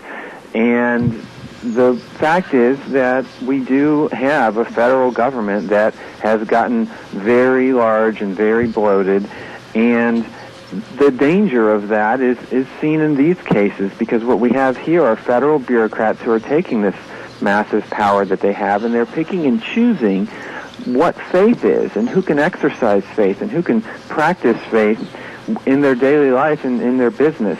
So, but what the Supreme Court did not do was it did not say that Obamacare is legal and is constitutional for all purposes. It left open this and many other cases that we're litigating right now. Specifically, can Obamacare be used to violate the religious freedom that all Americans possess under the Constitution and federal statute? The Supreme Court didn't rule on that, and they're probably going to have to do so pretty soon, and maybe even in this case or a case very similar to it. You know, Matt, when you look at the Obamacare mess, and that's what it is, it's nothing more than a mess. There's nothing good about it, and later on this morning I'm going to have Dr. Elena George from Georgia on my program, and we're going to be discussing this. But when you looked out as to how Congress and others are asking in closed-door deals to opt out of Obamacare, and then you look at the Hahn family and Conestoga Wood specialties that are being forced and coerced into doing something that absolutely is against their faith, it seems like if you're a part of the good old boys network, we'll let you out, but the others, we're going to nail you to the cross. That's what it looks like right now. And it looks like a duck and quacks like a duck. It's probably a duck, Zeb. And this really is the problem, one of the main problems with giving the government such unlimited power that they can even violate religious freedom. It's that these federal bureaucrats, they make these decisions by appointing their friends to these so-called expert panels, and they end up being experts that are from Planned Parenthood and the research division of Planned Parenthood, and then lo and behold, they make recommendations that everyone's going to have to pay for the things that Planned Parenthood sells. Well, surprise, surprise, that's the result here. You have when you leave your governance to bureaucrats who are influenced by lobbyists of the abortion movement and the abortion money-making chain throughout the country, then they're going to make decisions that help fund that industry, and that's what's really going on here. And the victim is not only the children killed in abortion, but the religious freedom of people who don't want to promote abortion. They don't want to promote the destruction of human life through their health insurance. They want to promote health, not killing. And that's all the Hans are asking for in this case. And we can say, though, that we have been winning a lot more of these cases than not. And really, about 75% of these cases have won so far. And though there's a split in the courts, we're certainly going to go to the Supreme Court now for the Hahn family and ask them to take this case to restore their religious freedom. Yeah, but, and I'm going to say yeah, but, with a great big caveat here, Matt, due to the fact that the Supreme Court, I think, really dropped the ball the first time in the studies with Judge Roberts, etc., on the Obamacare, aren't you kind of worried about a slam dunk against you if you take this case to the U.S. Supreme Court, they listen to it, and they go back to their original ruling, and you've wasted so much time? What are your thoughts on this? I think that, in a way, it's kind of the opposite is likely to happen, since the justices upheld Obamacare in general as a tax, and they explicitly said, but we're not saying that you're allowed to use Obamacare to violate religious freedom. Well, now here, lo and behold, Obamacare is being used to violate religious freedom, and I think that this case, because it has a narrower ground, it's simply attempting to uphold the freedom to exercise your faith. No matter what area of life you want to exercise it in, I think the court is likely to uphold that, and I'm very confident that when the court looks at this and looks at the black letter law that the president is violating in this case, it's the law that says any exercise of religion is protected, the government can't violate it unless it has a compelling interest. That's not the test that was applied last summer in the other Obamacare case. That's the test that applies here, and I'm very confident that religious freedom will be protected, and it'll be protected through the efforts of people like the Hahn family and us being honored to work for them in these cases in order to defend the principle of religious liberty and to protect that in our court system. All right, we have a caller with a question. Go ahead, caller, quickly, please. Thank you. Yes, are you aware of the sheriff in Florida that's been deposed from his office for taking on the federal government and some of the unconstitutional mandates? If the sheriffs are if that case is not won, your group, and I support you financially, I hope you will take that case on, because if we lose that case, there won't be a sheriff in the nation that'll take on the federal government to protect us against the federal government's tyranny. Are you aware of that case? I'd like you to comment about that, because Governor Rick Scott intervened there, and he's been on the side of the federal government, taking the sheriff out of his place. He's basically on leave without pay right now, and he's really needing some help. Anyway, just like him comment about that. All right, thank you, Matt. If you have any knowledge about that case, go ahead with your opinion, please. Here at Alliance Defending Freedom, we have about 50 attorneys working full-time to protect religious liberty, the traditional perspective on marriage as man and woman, and the sanctity of human life.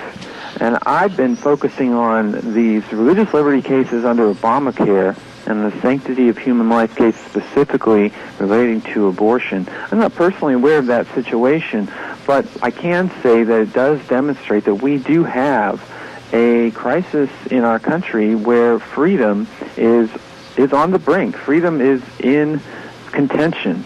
But what we're committed to do here at Alliance Defending Freedom is to come alongside people like the Hahn family for free and say, we're going to represent you to protect your religious freedom all the way up to the Supreme Court if we have to, and we're going to fight to win your cases around the country in order to protect religious freedom, the sanctity of human life, and the definition of marriage as man and woman. That's what we do here at Alliance Defending Freedom, and we're very honored to do it. We're very honored for the support of the people like your caller who do support us, and I thank you so much for your support in that regard. You know, Matt, let me ask you this. The Conestoga Wood Specialties Company with the Hans, they're not the only ones. I mean, we've heard other stories where other companies have been attacked in the same similar manner.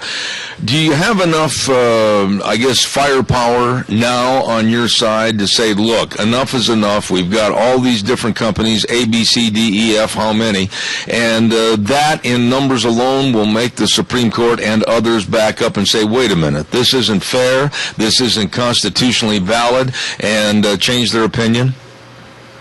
I think that will be a factor, Zeb, not only because there are so many other families who simply want the freedom that the law gives them to be able to live their faith without the federal government coming in and picking and choosing what faith is and imposing these mandates as a favor to the abortion movement, but because we're winning so many of these other cases as well. And the Hahn family, unfortunately, hasn't been able to see victory in court yet, but so many other families have. The Newland family that I represent in Colorado, for whom we obtained the first injunction against this mandate. The Tyndale House Bible Publishers out there in Illinois, for whom we obtained an injunction, and so many others. I think that not only because of the breadth of this Obamacare violation of freedom, but because of the fact that so many courts are recognizing it as a violation, I think that will play a role in how the Supreme Court looks at this case. If you have the Supreme Court, and it goes all the way to the Supreme Court, final thought here, and they rule in your favor, could this be one of the building blocks or the cornerstones that will fall apart and eventually topple this monstrosity known as Obamacare? Well, ultimately, what the answer to that question is going to be in the hands of the people in the government. If they want to use Obamacare or any other statute to attack religious freedom, then yes, they're going to run up against the Constitution. They're going to run up against federal law, and their illegal actions, we are going to make sure at Alliance Defending Freedom that those illegal actions are going to be held to account and they're going to be stopped. So if what Obamacare is about is violating religious freedom, then that effort, the writing is on the wall for that effort, and we're going to make sure at Alliance Defending Freedom that the effort to use that law to violate religious freedom stops. Okay. Matt, tell everybody at home how they can follow not only this case, but also help be supportive of Alliance Defending Freedom. Absolutely. People can go to www.alliancedefendingfreedom.org. I'll spell it all out, alliancedefendingfreedom.org. They can find out about what we're doing. They can find out how to help. They can pray for our cases and our clients, like the Hans, very specifically. and we sure appreciate all the support that they give us. That's what enables us to come alongside families like the Hans and help them out. Absolutely. Matt Bowman, Alliance Defending Freedom. Thanks, Matt. Have a wonderful day, and God's blessings to you, and we'll talk to you in the near future. Thank you so much. Thank you, Zeb. Thank you. Very interesting, and appreciate all the efforts of Senior Legal Counsel Matt Bowman with the Alliance Defending Freedom. And they're pretty powerful people, and they know what they're doing, and I certainly respect and appreciate them. Thank you. Okay, now it's time for a weather update, and the weather update this hour is brought to you by Red's Trading Post. Hey, they're looking for used firearms, and by golly, you can take your guns in there, and they would love to see what you've got and see what kind of a deal they can strike up with you. They continue to be a Twin Falls original, and since 1936, they have been in historic Old Town Twin Falls serving you. With all the gun storage, the slings, the holsters, the optics, the handguns, everything, all your ammo, it's right there at Red's Trading Post, 203 5th Avenue South in Twin Falls. You be sure and stop in and see them today. Here now is Michael Rogers with a weather update. Hi, everybody. Michael Rogers from MichaelRogersWeather.com. Sunny, sunny, sunny, sunny, sunny. All day today. High 96. No, I can't sing, but when you don't do TV, you don't do radio anymore, you can do these things. So you can just turn me off, or you can turn me on, or you can enjoy the weather. It's the only weather you got. Thank you, Michael. We appreciate it. Brought to you this hour by Red's Trading Post, 203 5th Avenue South in Twin Falls. Thank you very much. Really good people. Calls are welcome and appreciated. 436-2244, 1-866-927-4587. Give me a call. I would like to hear from you. And we've still got some time remaining here this morning. Kids are going back to school. When does Kennedy go back to school, Gina? On Monday. Monday. Next Monday. And you've already gone the school shopping route? That is today. You're going today. Yeah, I have to go to the school and register him today. Then directly after that, it's school supply time. You know, now wait a minute. You got to be honest. There is some fun to be had there, isn't there? Oh, there's always so much fun. Oh, you bet. Okay. And what about, Kennedy is a growing boy. Yes, very much. And the last time I saw him was at the ice cream social this summer. But, it's kind of tough buying all those school clothes when, the way they're growing and sprouting up and going this way and that way. They'll be out of those son of a guns in a very near future, and you got to rebuy. Yeah, very near future. And so I always try and buy, and I know a lot of moms do this, I buy a size larger. Really? So, yes, I do, because, he can wear the belt, to keep his little britches up. And then eventually he will grow into them, so I can probably get just a little bit longer out of them. And then with the shoes, I always buy shoes the proper size. But with pants and with shirts, I try and buy a size up so we can get a little bit longer. Now, I know that when my kids were in school eons ago, the shoes and the boots were the most expensive because, man, their feet were growing like an NBA basketball player. They are the most expensive, and they go through them, it seems like, a lot quicker. They really do. Yeah. And then the supplies, you got to go in and get all the Crayolas and the paper, and what else do you have to get today? Well, let's see here, the pencils, and then I have to get a couple cans of Lysol and some Kleenex and... Whoa, stop. Lysol? Yeah. Why? For the classroom, to keep the classroom disinfected when a little one gets sick. Really? Oh, you have to supply that for the school? Yes. I didn't know that. Yeah, you do. How come the school doesn't supply it themselves? Because since St. Nicholas is a not-for-profit, they don't get a lot of public funding, and so it's upon us parents to help provide that to the school and to the teachers, so it's not coming out of their own personal expenses. I see. So you're helping aid and abet the possible spread of disease. Exactly, and so I'm going to buy like a case of those Lysol wipes. Yeah. Those disinfectant wipes, those are so handy. So I'm going to buy a couple of those and then a couple cans of Lysol and then the Kleenex and everything else. Because we try and help out with the school supplies for the teachers so it's not coming out of their own personal pocket. Why don't they just dip the kids like they do sheep? I wish that they could sometimes. It must be amazing, all the stuff they can come home with. My goodness, I won't even mention some of the stuff on the air, but kids are open and susceptible to a lot of junk. They are, and it's important for make sure your children are up to date on their immunization because you have to have them to get your child into school. Thank you. And just make sure that your child is healthy. And you know what? If your kid is sick, if they've got pink eye, they've got the flu, they've got a runny, icky nose, please keep them home.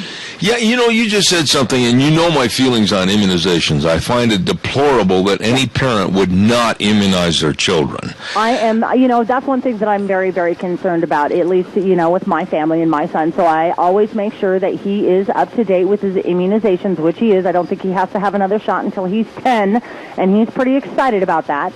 So it's very important because it's such a large topic with immunizations and with children, and I understand that there are parents out there who are worried about it, but honestly, get your child immunized because there's more benefits than there is. And I'm living proof of that. Yes. I am living proof of that.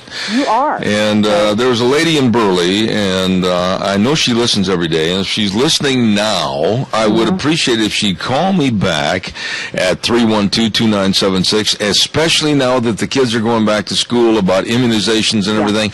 And she and I both share a very similar story, and I'd like to have her come back on the air. Yeah, I have, there's one family member that I have she is completely against immunizations, and she does not send her kids to public school. She homeschools them, but there is going to be a point in time where those children need to go to a public school, and they're going to be open to a plethora of diseases and viruses and things like that, and you can't always be there to protect your child from things that you can't see. And the other thing is, too, and I've got into some rather heated debates with people over this, and I will not back down because I know this sounds very egocentered, but I am right. Polio is not a dead disease. No. Polio is making a resurgence in third world countries. It's coming back even into Mexico and coming across our border. And for those that say, and I've heard some parents say this even on this program, well, I don't have to have them vaccinated for polio because it just isn't any anymore. That's farthest thing from the truth. And I'll tell you something, folks. I would not wish what I went through on anybody in the audience or any of their children. It is not a disease that you want to take lightly. Yeah, polio is making a comeback. Smallpox is making a comeback. I mean, if people really do their research, the reason why these diseases and these viruses are making a comeback is because people aren't being vaccinated for them anymore. That is exactly right. They're still out there. That's exactly vaccine, right. Exactly right. Thank you, Mom. Little Miss Golden Star Mom right there. I like your attitude. Thank you. Hey, don't forget our friends at Cameron and Siemens Insurance when you think about life insurance. And don't tell me you don't think about it because, we all need to be aware and cognizant of what our protection and security is for our family. Life insurance, health insurance, retirement planning, employee benefits, all of this and more. Think about Cameron and Siemens Insurance. Absolutely. Dean Cameron, Todd Siemens. I saw Dean the other night at the rodeo. And they're there to serve you, dedicated and responsive to your needs. Please call them today. 436-4424. 436-4424. Cameron and Siemens Insurance, Highway 24 in Rupert. Nice folks. All right, give me a call, 436-2244-1866-927-4587. I'd like to hear what you have to say in the time remaining this morning. And with kids going back to school, I just want to stress this, and I'm sure that Gina would agree with this too. When they're going down the street, walking on the sidewalk, and and there might be 6 or 7 of them, and they're walking and they're playing and kind of just concerned about what they're doing and not what you're doing as a driver, it's really, really imperative that we watch out for them. They're not going to watch out for us. They're not going to watch out for the cars and the pick-em-up trucks or anything else. And I'm just really urging you to watch out for the kids walking and or biking to school. A lot of these kids that ride their bikes to school, they're not paying attention to the cars. They're not paying attention to the hand signals. They're not paying attention to anything except just going to school. I'm telling you, back off, slow down, and look out for these kids, please. One more thing. Did you know, and a lot of people don't know this, but I'm here to remind them, it is illegal to pass a school bus when the lights are flashing. Gina, so, don't even do it. I had a story on my program last year in the spring. And right in front of my place, Deanna and I were out working in our yard, and the school bus pulled up to let the kids off at the neighbors across the road on the farm across the road from us.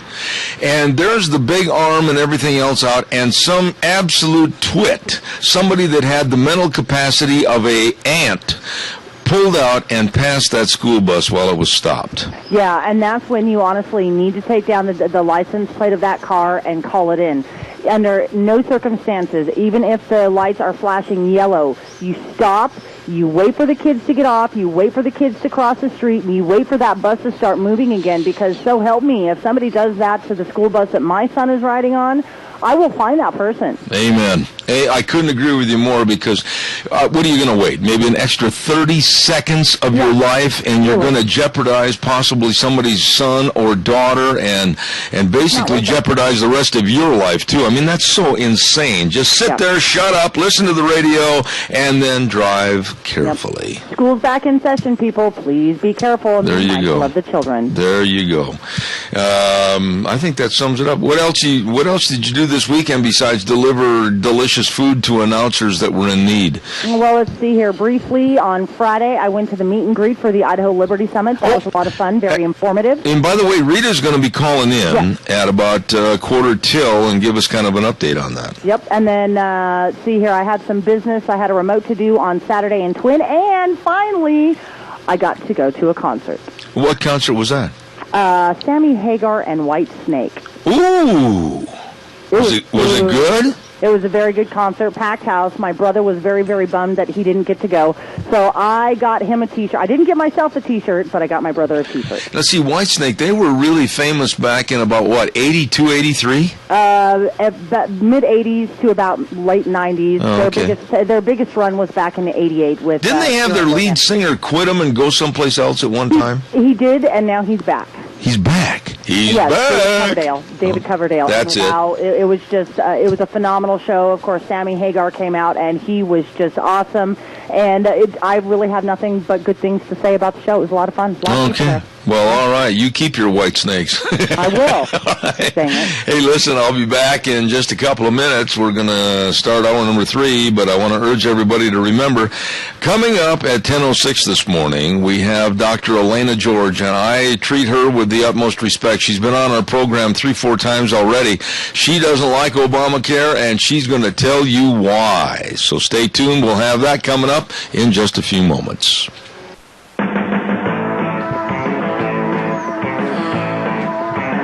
Welcome back. Hour number 3 on a Monday. It must be Monday because I'm yawning an awful lot. Anyway, good morning to you, Zeb at the Ranch, and brought to you by, of course, your Magic Valley Les Schwab Tire Centers, our main sponsor. Thank you, all 7 locations, along with some of our great advertisers, including Lee's Furniture, Floors, and More at 459 Overland in Burley, and our friends at Western Waste Services, always at your disposal. Call, get on the route service today, 734-6969. You know, I want to remind you that coming up, this is going to be such a good time, the Twin Falls County Fair and Pro Rodeo with the Magic Valley Stampede. It's going to be August, let's get the tickets right straight, August 28th through September 2nd. Don't forget it. It's going to be absolutely fantastic, and you better stop over and plan on going to the rodeo. It's going to start at 7:30 p.m. on the evenings of the 29th, 30th, and 31st, and then don't forget on September 1st at 7:30 p.m. in concert, Craig Morgan. This is going to be fantastic. All kinds of fun for you and the entire family with the Twin Falls County Fair and the Snake River Stampede. Don't miss it, right there at the Twin Falls County Fairgrounds in Filer. Real quick, too, I want to remind you that if you'd like to start earning $30,000 to $40,000 a year in as little as 4 or 5 weeks, I have the answer. Call Lucky Bourne at CSI's New Sage Truck Driving School in Burley right now. The number, 878-5802. You better believe it. You'll get one-on-one, over-the-road training and all the necessary endorsements. And when you've earned your CDL, you know what? Their team will even help you get your first truck driving job. New classes begin every week. Call my friend Lucky Bourne right now at the New CSI Truck Driving School in Burley. That number again, 878-5802. There is a lady that has been on my program for I think now today is going to be about the 5th time, and I absolutely am ecstatic that she takes the time out of her busy schedule to come on our show and talk to us about the pitfalls of Obamacare. And I'd like to say a special good morning right now to Dr. Elena George. Good morning. How are you today? Good morning, Zeb. It's a pleasure to be back with you. You are so knowledgeable and so well-versed as to what's happening with Obamacare and how it's affecting us. And you wrote a story called Obamacare, Smoke and Mirrors, and one sentence hit me right between the eyes about 3 lines down when you said, what made our healthcare system exceptional was the fact that it was based on free enterprise. Have we lost that forever, Dr. George? I pray that we haven't, Deb, but the way Obamacare advocates have written this bill and are rolling it out, it's trying to kill free enterprise. I'm a solo practitioner, one of the few left. I mean, we're a dying breed at this point because there's so much regulation, there's so many controls placed on us by the government. First it was business, now it's actually going after our licensure and our board certification. They've now started something called maintenance of certification, which is completely fake. So I passed my boards about, 15 years ago, and under this new system, they're trying to take that back, so you have to recertify sometimes every couple of years, which means you have to take tests, you have to pay money. It's completely prohibitive, and it has nothing to do with patient care. But the hospitals are working towards trying to close their panels and trying to make it as tough as possible for those of us who want to stay out of their system to stay in business. It's actually collusion, in my opinion. Dr. George, every day on the news there seems to be an addition or an insertion of more problems with Obamacare. There seems to be an addition to more of the many already pages upon pages of thousands of pages of Obamacare that we, the general public, have no clue what's in this. Why? Why is this such a absolute disaster, but yet no politician really is standing up and saying, hey, we got to change this thing, we got to stop this thing? There doesn't seem to be anybody that's willing to stand up in front of the train coming down the tracks and say enough is enough. You know, you make an excellent argument there, Jeb. I was of the mindset that there are members of Congress who are against this, would be our advocates, would be the last, wall against this thing coming down the pipe. And they folded. The Republicans have folded on every occasion that they've gotten the chance to stand up for us. And, when you think about this in a civics lesson, the House of Representatives can actually fund bills. And if Republicans are the majority of the House of Representatives, all they have to do is to fund this. You don't need to have anybody else step into the fray here. If you really wanted to do it, you could do it. But it's all about politics right now. They're angling to get back into power. They think that if they do this, that they won't be popular, and then they won't get back in. It's not about popular. It's about what's right. And this is a bill that's going to kill patients. And I'm telling you as a physician, I'm at a crossroads. If this Obamacare thing comes down the pipe and really gets fully implemented, I and every other doctor will have to make a choice about whether we follow our Hippocratic Oath or whether we follow government regulations, because they're mutually exclusive. I, for one, choose never to do that. And there are 60% of doctors who've already said that they'll leave the practice of medicine if Obamacare is fully implemented. And that's a tragedy for patient care. Dr. George, you've been so open and honest about all the questions and answers that we've asked on this program about Obamacare. And the threat is there from you and many of your other compatriots in the business of medicine that might leave. I had a caller, this has been about a month ago, that chastised me, and basically without calling me a liar, it made the inference that I was a liar, that Obamacare was going to literally chase a lot of good doctors out of the business. And you're coming out and solidifying that fact this morning. Doctors absolutely will be, I think, have to make a choice between taking care of all the Obamacare paperwork or literally seeing patients. Am I right or wrong? That's part of the problem. The other part is actual patient care. There are actual committees that are set up to decide how doctors will be allowed to treat their patients. And it's based on diseases. So I'm an ENT. If I treat sinus infections, I have to put them on a certain antibiotic. They'll have a certain amount of time to get better. If they don't, then I won't be reimbursed for it. And if I try to treat them in another way, then I'll be considered to be a problem physician, and I may have my license pulled. Or I may have, if that's Medicare, be committing fraud because I'm not following their guidelines. See, this is medicine being driven from centralized, top-down control. So it's about the government taking over control of 1/6 of the economy, taking control of your healthcare dollar in the form of their exchanges, taking control of the healthcare decisions that your doctor and you were able to make because they get to decide what gets covered. They've already started rationing care. There's a drug called Avastin for cancer treatment, and they did this in Arizona now a couple of years ago, where they stopped covering it for ovarian cancer, even though it saves lives. A committee decided it was too expensive, so the few lives that were saved, it wasn't worth the money. Trust me, that's how they're going to make their decisions from now on. It's about cost control. You're no longer a person, you're a cost center.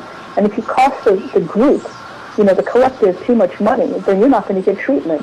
And I think all you have to do is look at the fact that 1%, that under Obamacare, there will be a 1% increase in hospice, monies to hospice versus patient care.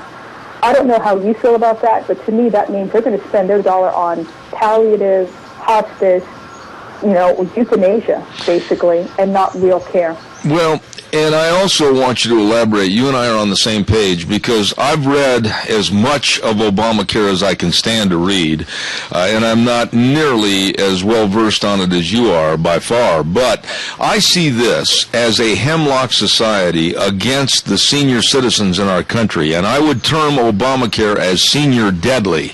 Am I wrong in thinking that the seniors are basically going to be issued kind of a pass, get out of the way, stay healthy, or die? We don't need you in the system.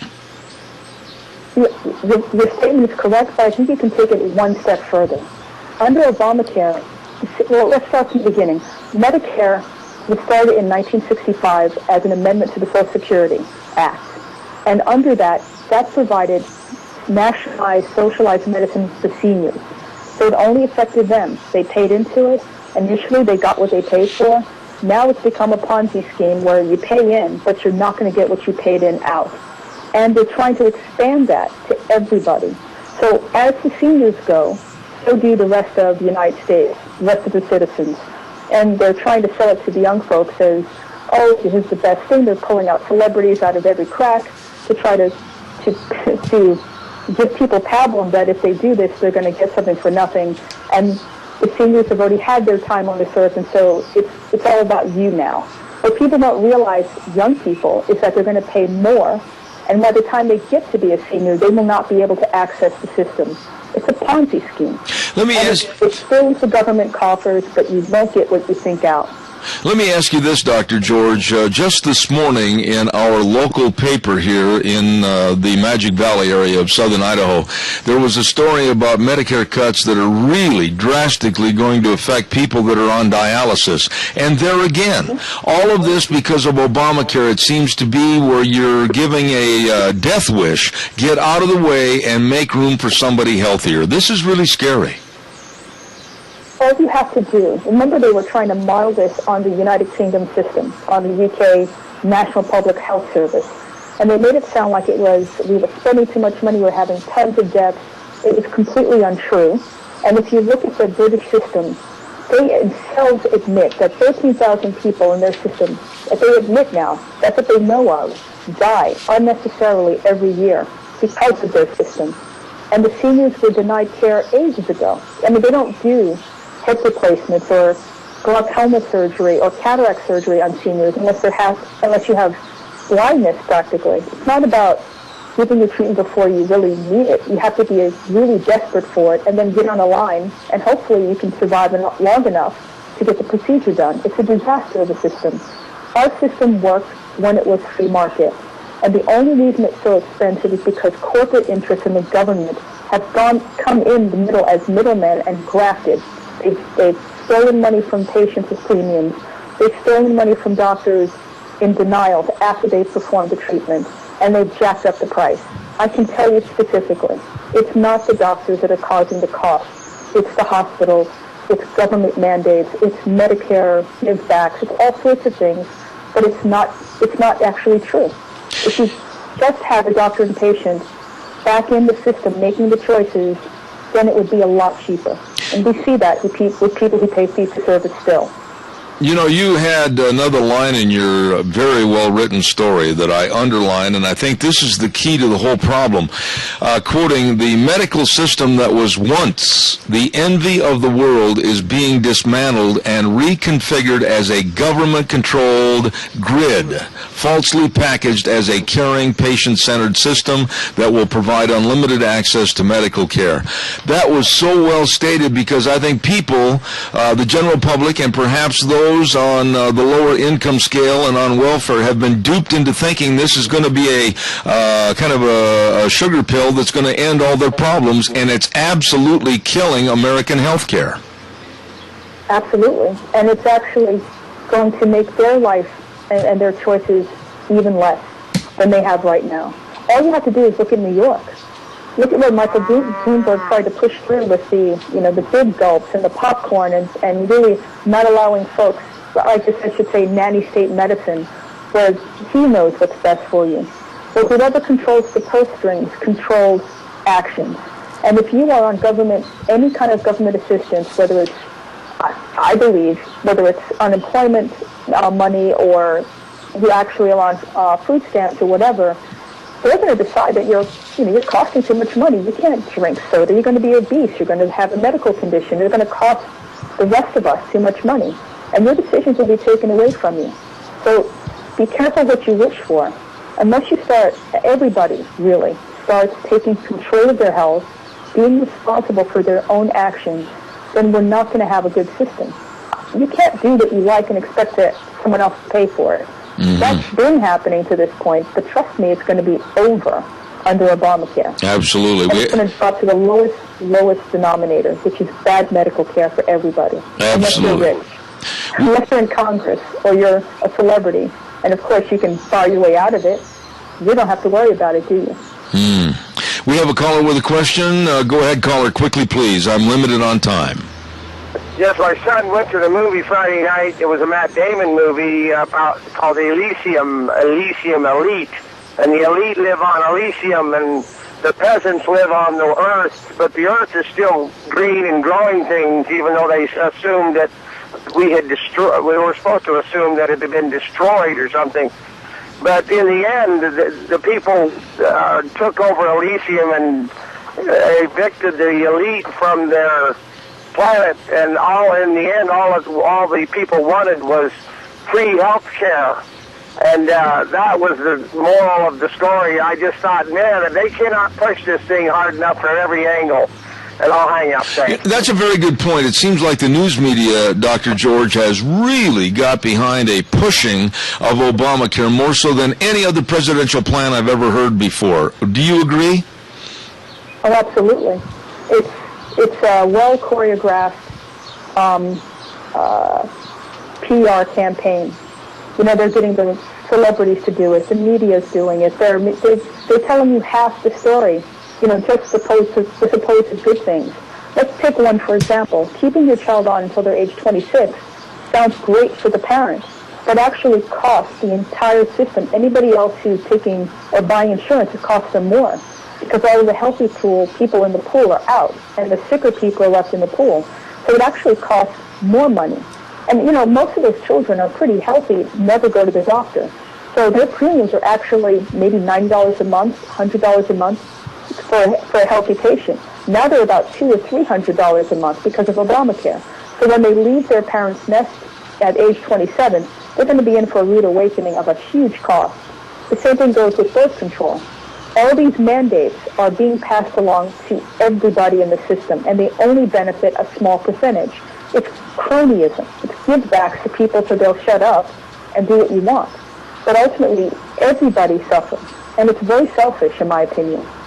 Let me ask you this question. I'm almost out of time, but when you look at the problems we have right now, and they're growing daily like a cancer with the NSA and surveillance programs against you and me and everybody else, and knowing where we are, what we say, what we do, the private health information that's going to be obtained through Obamacare, they're going to know everything about us and possibly use that against us. Is that a wrong assumption?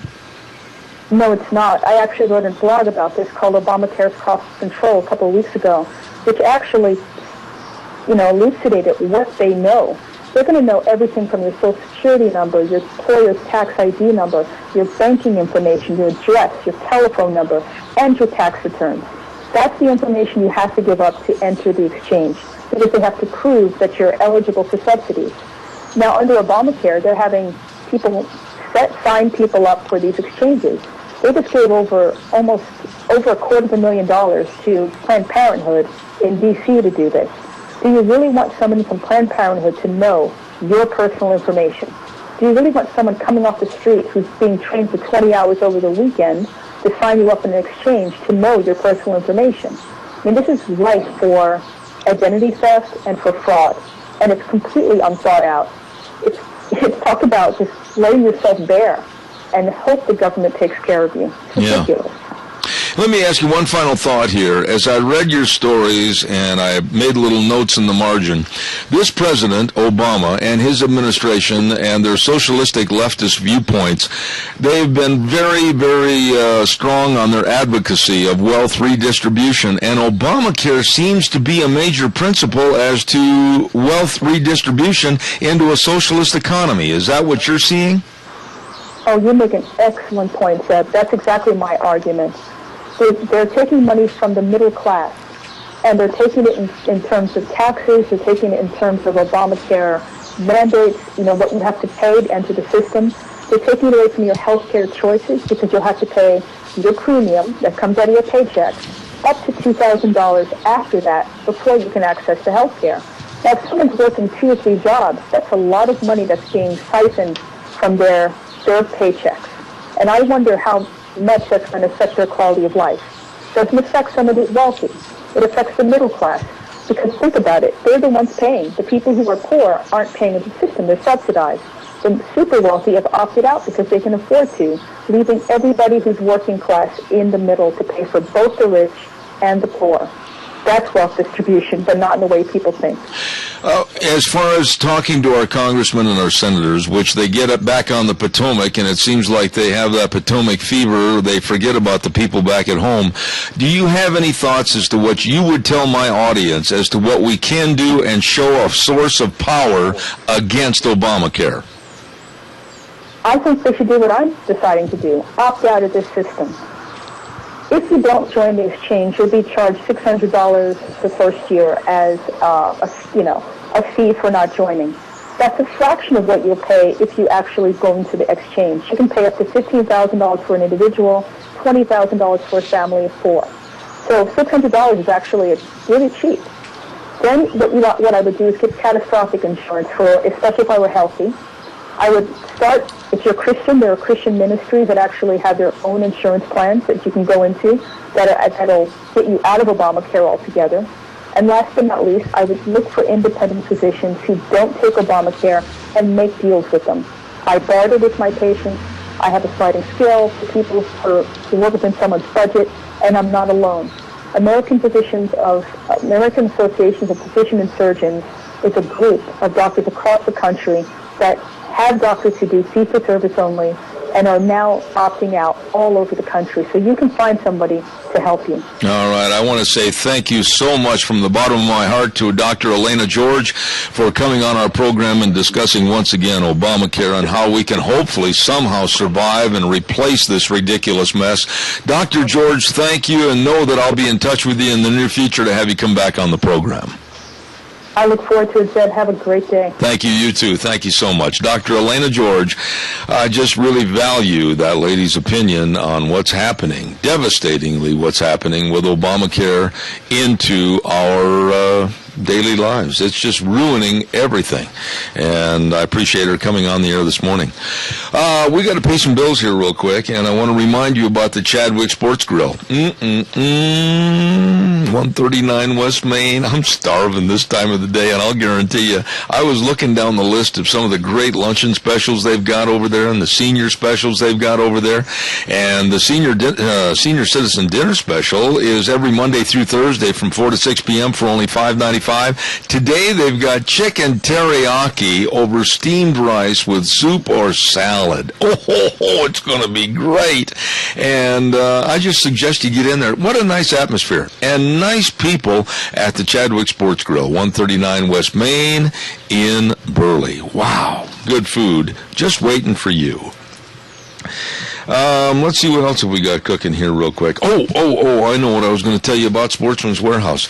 Yes, Sportsman's Warehouse with my buddy Reese Widmeyer, the manager. Don't forget, for all your hunting, fishing, camping, backpacking, or shooting, it's always very imperative to have the right equipment, and you'll get the right equipment, the right gear when you're at Sportsman's Warehouse. They only carry the top quality products for the serious outdoor enthusiast. You stop in and talk to the experts, and they've got all the friendly experts right in there in every single department at Sportsman's Warehouse, 1940 Bridgeview Boulevard in Twin Falls, or give my buddy Reese a call, 737-9900 at Sportsman's Warehouse. Here now is Gina Jameson, and we're going to take a little break for a couple of minutes, and I'll be right back with another guest. And now back to Zeb at the Ranch on AM 1230 KBAR. To reach Zeb, call 436-2244 or toll free 1-866-927-4587. And now, here is Zeb Bell. Thank you very much and welcome back. We're on the home stretch right here for the last half hour of our program, and I get a chance to visit with truly one of the nicest people I've ever met in my life. And that happens to be Brent Rose with the Box Elder County Fair and Golden Spike Rodeo. He's on the line with us right now, and their fair and rodeo is all this week, and it's going to be outstanding with the theme Blue Jeans and Country Dreams. Good morning, Brent Rose. How are you? Good morning, Zeb. How are you? I'm great. I would imagine that you're probably trying to balance running the ranch and then running back and forth to Tremont every day. Things are a little tough in this heat, aren't they? They are, yeah. I'm just finishing up, getting ready, and we'll be leaving early in the morning to head for the fair for the rest of the week. All right. Well, tell us a little bit about what's happening over there. Now, I understand that tomorrow night on Tuesday, you're going to have a team branding and a kids calf scramble. Tell us a little bit more about that. Yeah, it's one of the biggest brandings in the country, I believe. It'll go. That starts at 6 o'clock, and they have a calf scramble that night. And I think it's just the entries are right there on the spot as you get there, and so. I think that there's a lot of guys from your country come down there, in fact.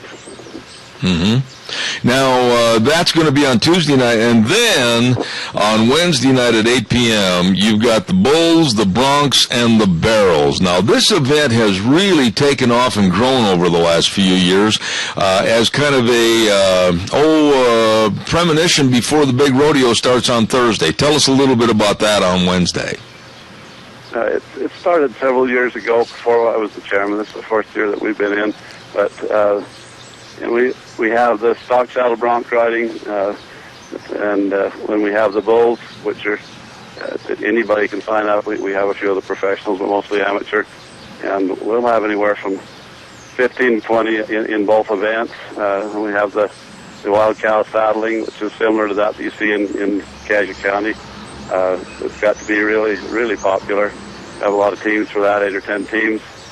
Plus the stick horse race and the calf scramble that night also, which is just free to the kids, all the kids that come. And then we'll have the open barrel racing, junior barrel racing, and there'll be a lot of barrel racers. Linda and Randy Munns take care of the barrel racing part of it. And we as a rodeo committee take care of the other. We start with our pre-rodeo about 7 o'clock tomorrow night. And we'll have the Jumbotron as part of it, so that adds another good dimension to the rodeo.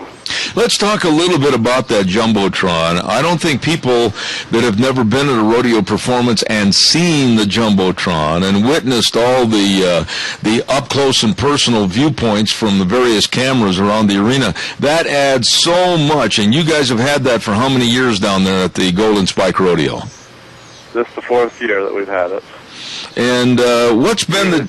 We really like it. I was going to say, what's been the general feeling from the crowd? Because it adds a complete new dimension, doesn't it? It does, and everybody I have talked to really, really enjoys. And I think the fact is that, especially because they can watch the replay as the people. And the first thing you see the Cowboys do when they either rope or they ride is that they're watching their replay because they want to see, what how they did or what went wrong. And it's just with the cameras. One of the cameras is behind the chutes, so people get to see. Other than when they watch rodeo on TV, they get to see the guy getting his hand in the rigging, or the guy settling down the saddle bronc, or pulling the bull rope, and the calf roping, team roping.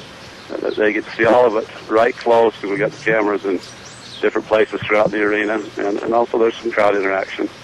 I think it brings a different dimension. We've sure had a lot of compliments on it. Now, Brent, let's talk a little bit more about the rodeo, because it's going to be Thursday, Friday, and Saturday night. Now, down there at the Golden Spike Rodeo in Tremont with the Box Elder County Fair, you've added quite a bit of prize money to bring in the nation's top pro cowboys. We have. This year we upped it by we're at $7,000 in the rough stock events, and half that in the timed events. And it appears, I don't know until this afternoon who's coming on the various nights, but I do know some of the names that are coming, and unless they pulled out on Friday, which I doubt they did, there will be the past 3 world champions in the saddle bronc riding will be there. Quite a few of the national finals competitors last year in all 3 of the rough stock events, as well as a lot of our circuit finals champions in the timed events. So we're excited. We've got all 4 Wright brothers are coming.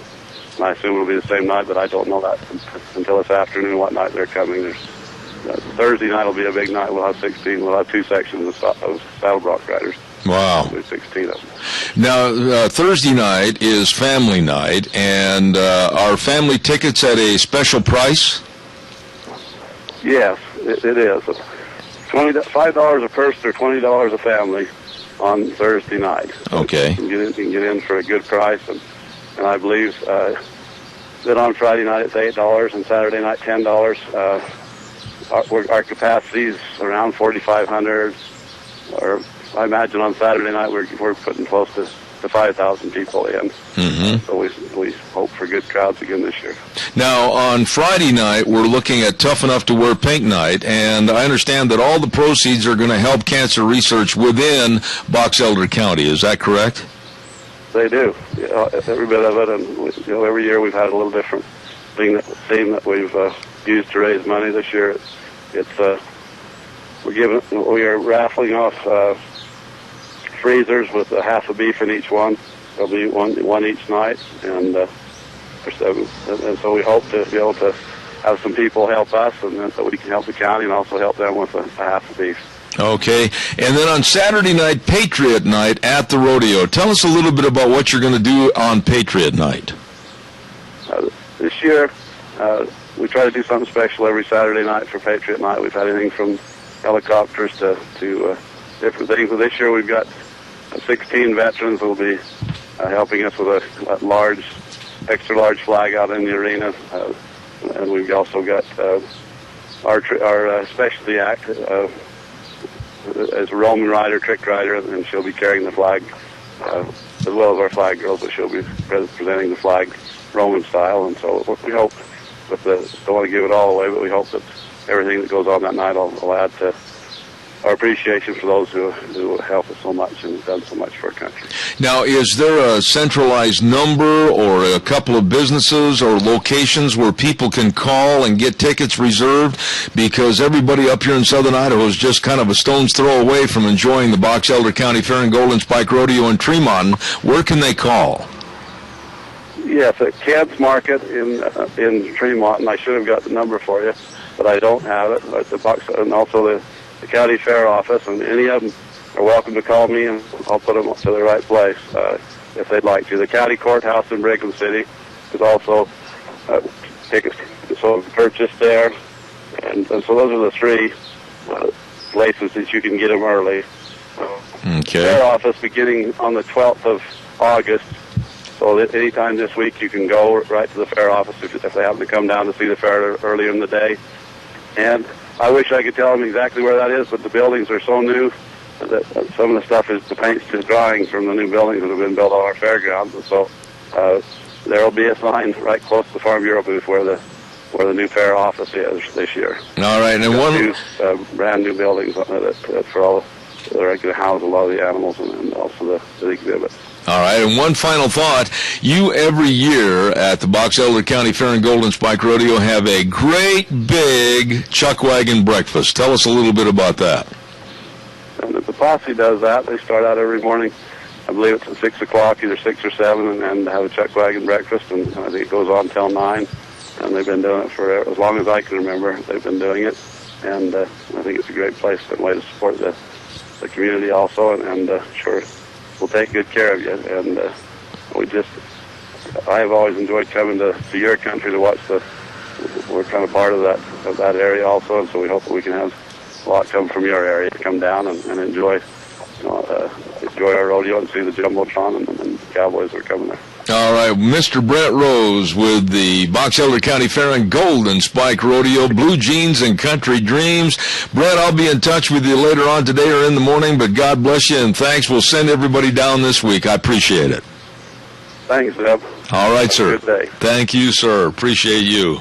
Really nice man right there, Brent Rose, and his whole family involved in the Golden Spike Rodeo, and it sounds like a ripping good time going on in Tremont, Utah, all week this week at the Box Elder County Fair and Golden Spike Rodeo. I think we'll take a little break right now and have a Michael Rogers weather update, and we'll be right back. Hi, everybody. Michael Rogers from MichaelRogersWeather.com. Sunny, sunny, sunny, sunny, sunny all day today. High 96. No, I can't sing, but when you don't do TV, you don't do radio anymore, you can do these things. So you can just turn me off, or you can turn me on, or you can enjoy the weather. It's the only weather you got. There you go, Michael. I appreciate it. MichaelRogersWeather.com. It sounds like it's going to be a broken record. Sunny, sunny, sunny, sunny, says, and hot. There you go. Gina, did Rita call in yet? No, she did not, but I will call her shortly. I'll just do a commercial. I'll get her on there. I will do that, and I want to remind everybody that tomorrow on the program, I got to look at my list here. Tomorrow's the 20th. We're going to have Mr. Chad Hovind, author, on our program, and then another very, very dear friend of mine, Dave Bigo, is going to be on the air, and Dave's going to be talking about the very sinister happenings with the NSA. And then, of course, Dr. History is going to be on the air. That man, Dr. Ken Turner, what a nice man. And he, along with one of his lovely daughters, they came up in the booth the other night, and they brought, I think it was on Saturday night, I got to get all my days right, and they brought the maple bars with bacon.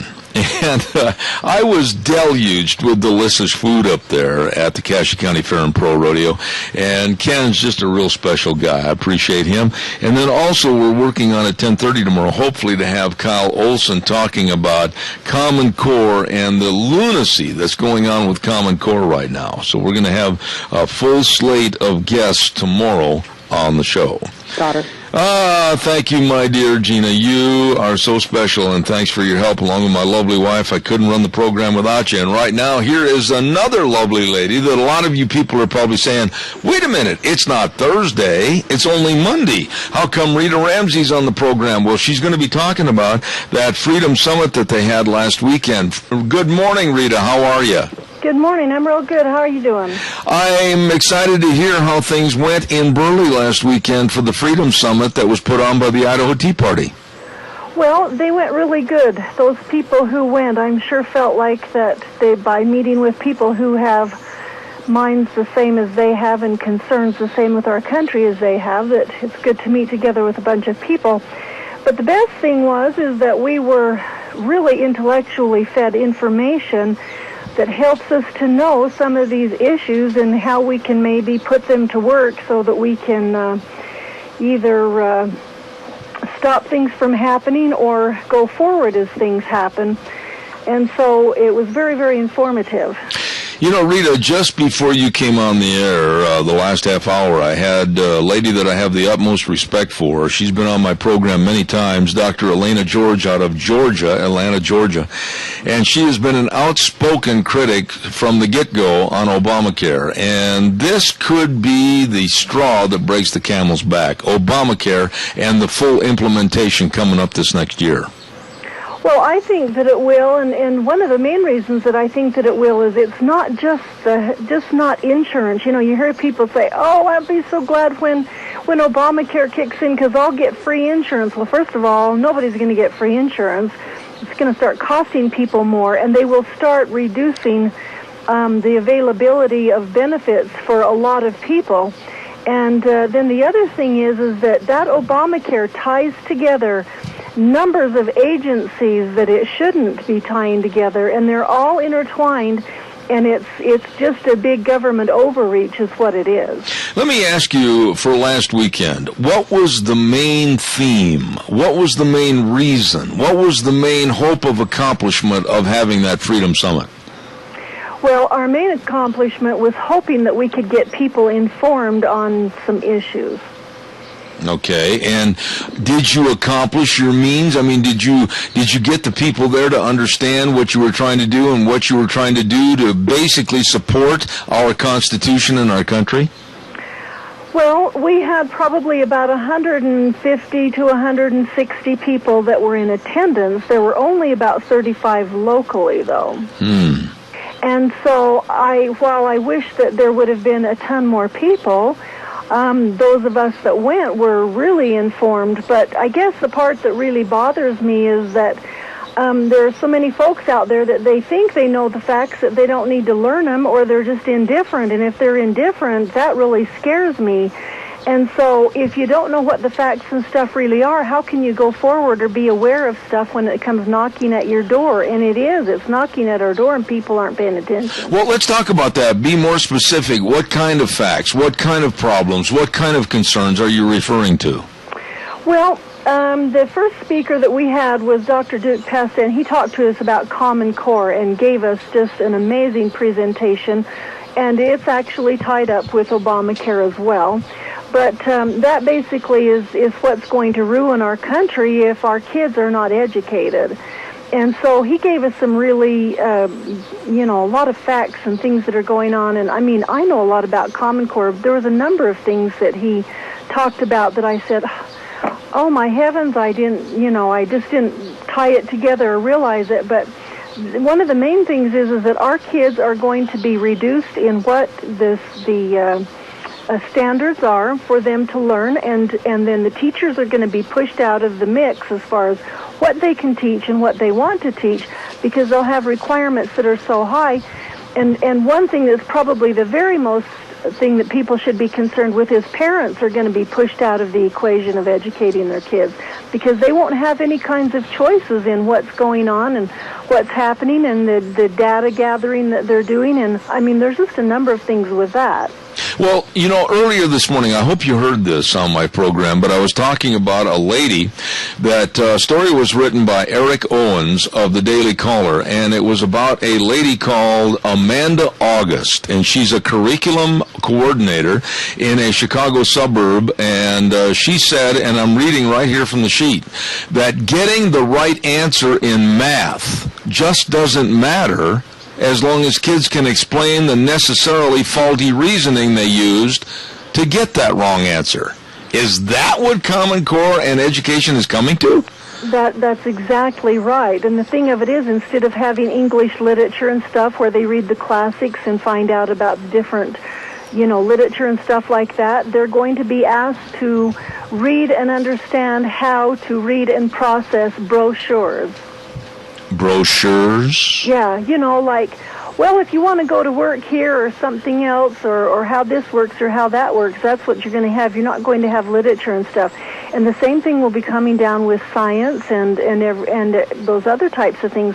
It's really a sad deal, because the educators have been fed, this is wonderful, it's going to be a standard that will be equal across the nation, and that's actually the true part. But this is going to be really good because it's called Race to the Top, and we're going to do this, and they were given it saying you could get rid of No Child Left Behind. And of course, everybody is anxious to get rid of No Child Left Behind. The thing of it is when they signed off of that onto this other, they signed off to really bad stuff. You know, the words, Rita, and I want you to elaborate on this a little bit, but you and I have talked many, many times on the Thursday segment about this, but the words Common Core.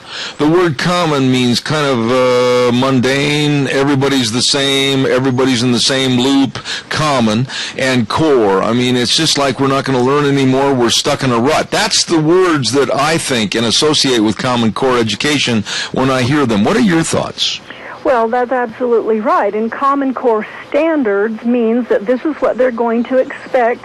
This is going to be the standard that they need to advance people onto, or children, or, you know, students onto the next grade. Well, if you're going to have everybody reach the common goal with their the core things that they need, exactly how high is that bar going to be? Is it going to be hip high? Is it going to be waist high? Is it going to be shoulder high? Or is it going to be ankle high? And we'll be glad to get ankle out of it, I'm afraid, because when you have to get everybody who meets that standard in order to advance, you have to lower the standards pretty low. I want to also ask you about the next subject. I understand that you had a sheriff there, or a couple of sheriffs, talking about their responsibilities to their constituents in the case of an emergency. Let's talk a little bit about that. The man who came, his name is Sheriff Richard Mack, and he's from Arizona, and he did take on a deal with the Brady bill. But the part that really, and he won actually at the Supreme Court with it, but the part that really made me feel like that there's some hope if our sheriffs will be constitutional sheriffs is that the sheriff is the supreme law enforcer of the county because he answers to the citizens only. He does not answer to the federal government. He does not answer to anybody but the citizens and those who elect him. And therefore, he has the opportunity to step in when the federal or even the state comes in and says, you have to do this or we're going to do that.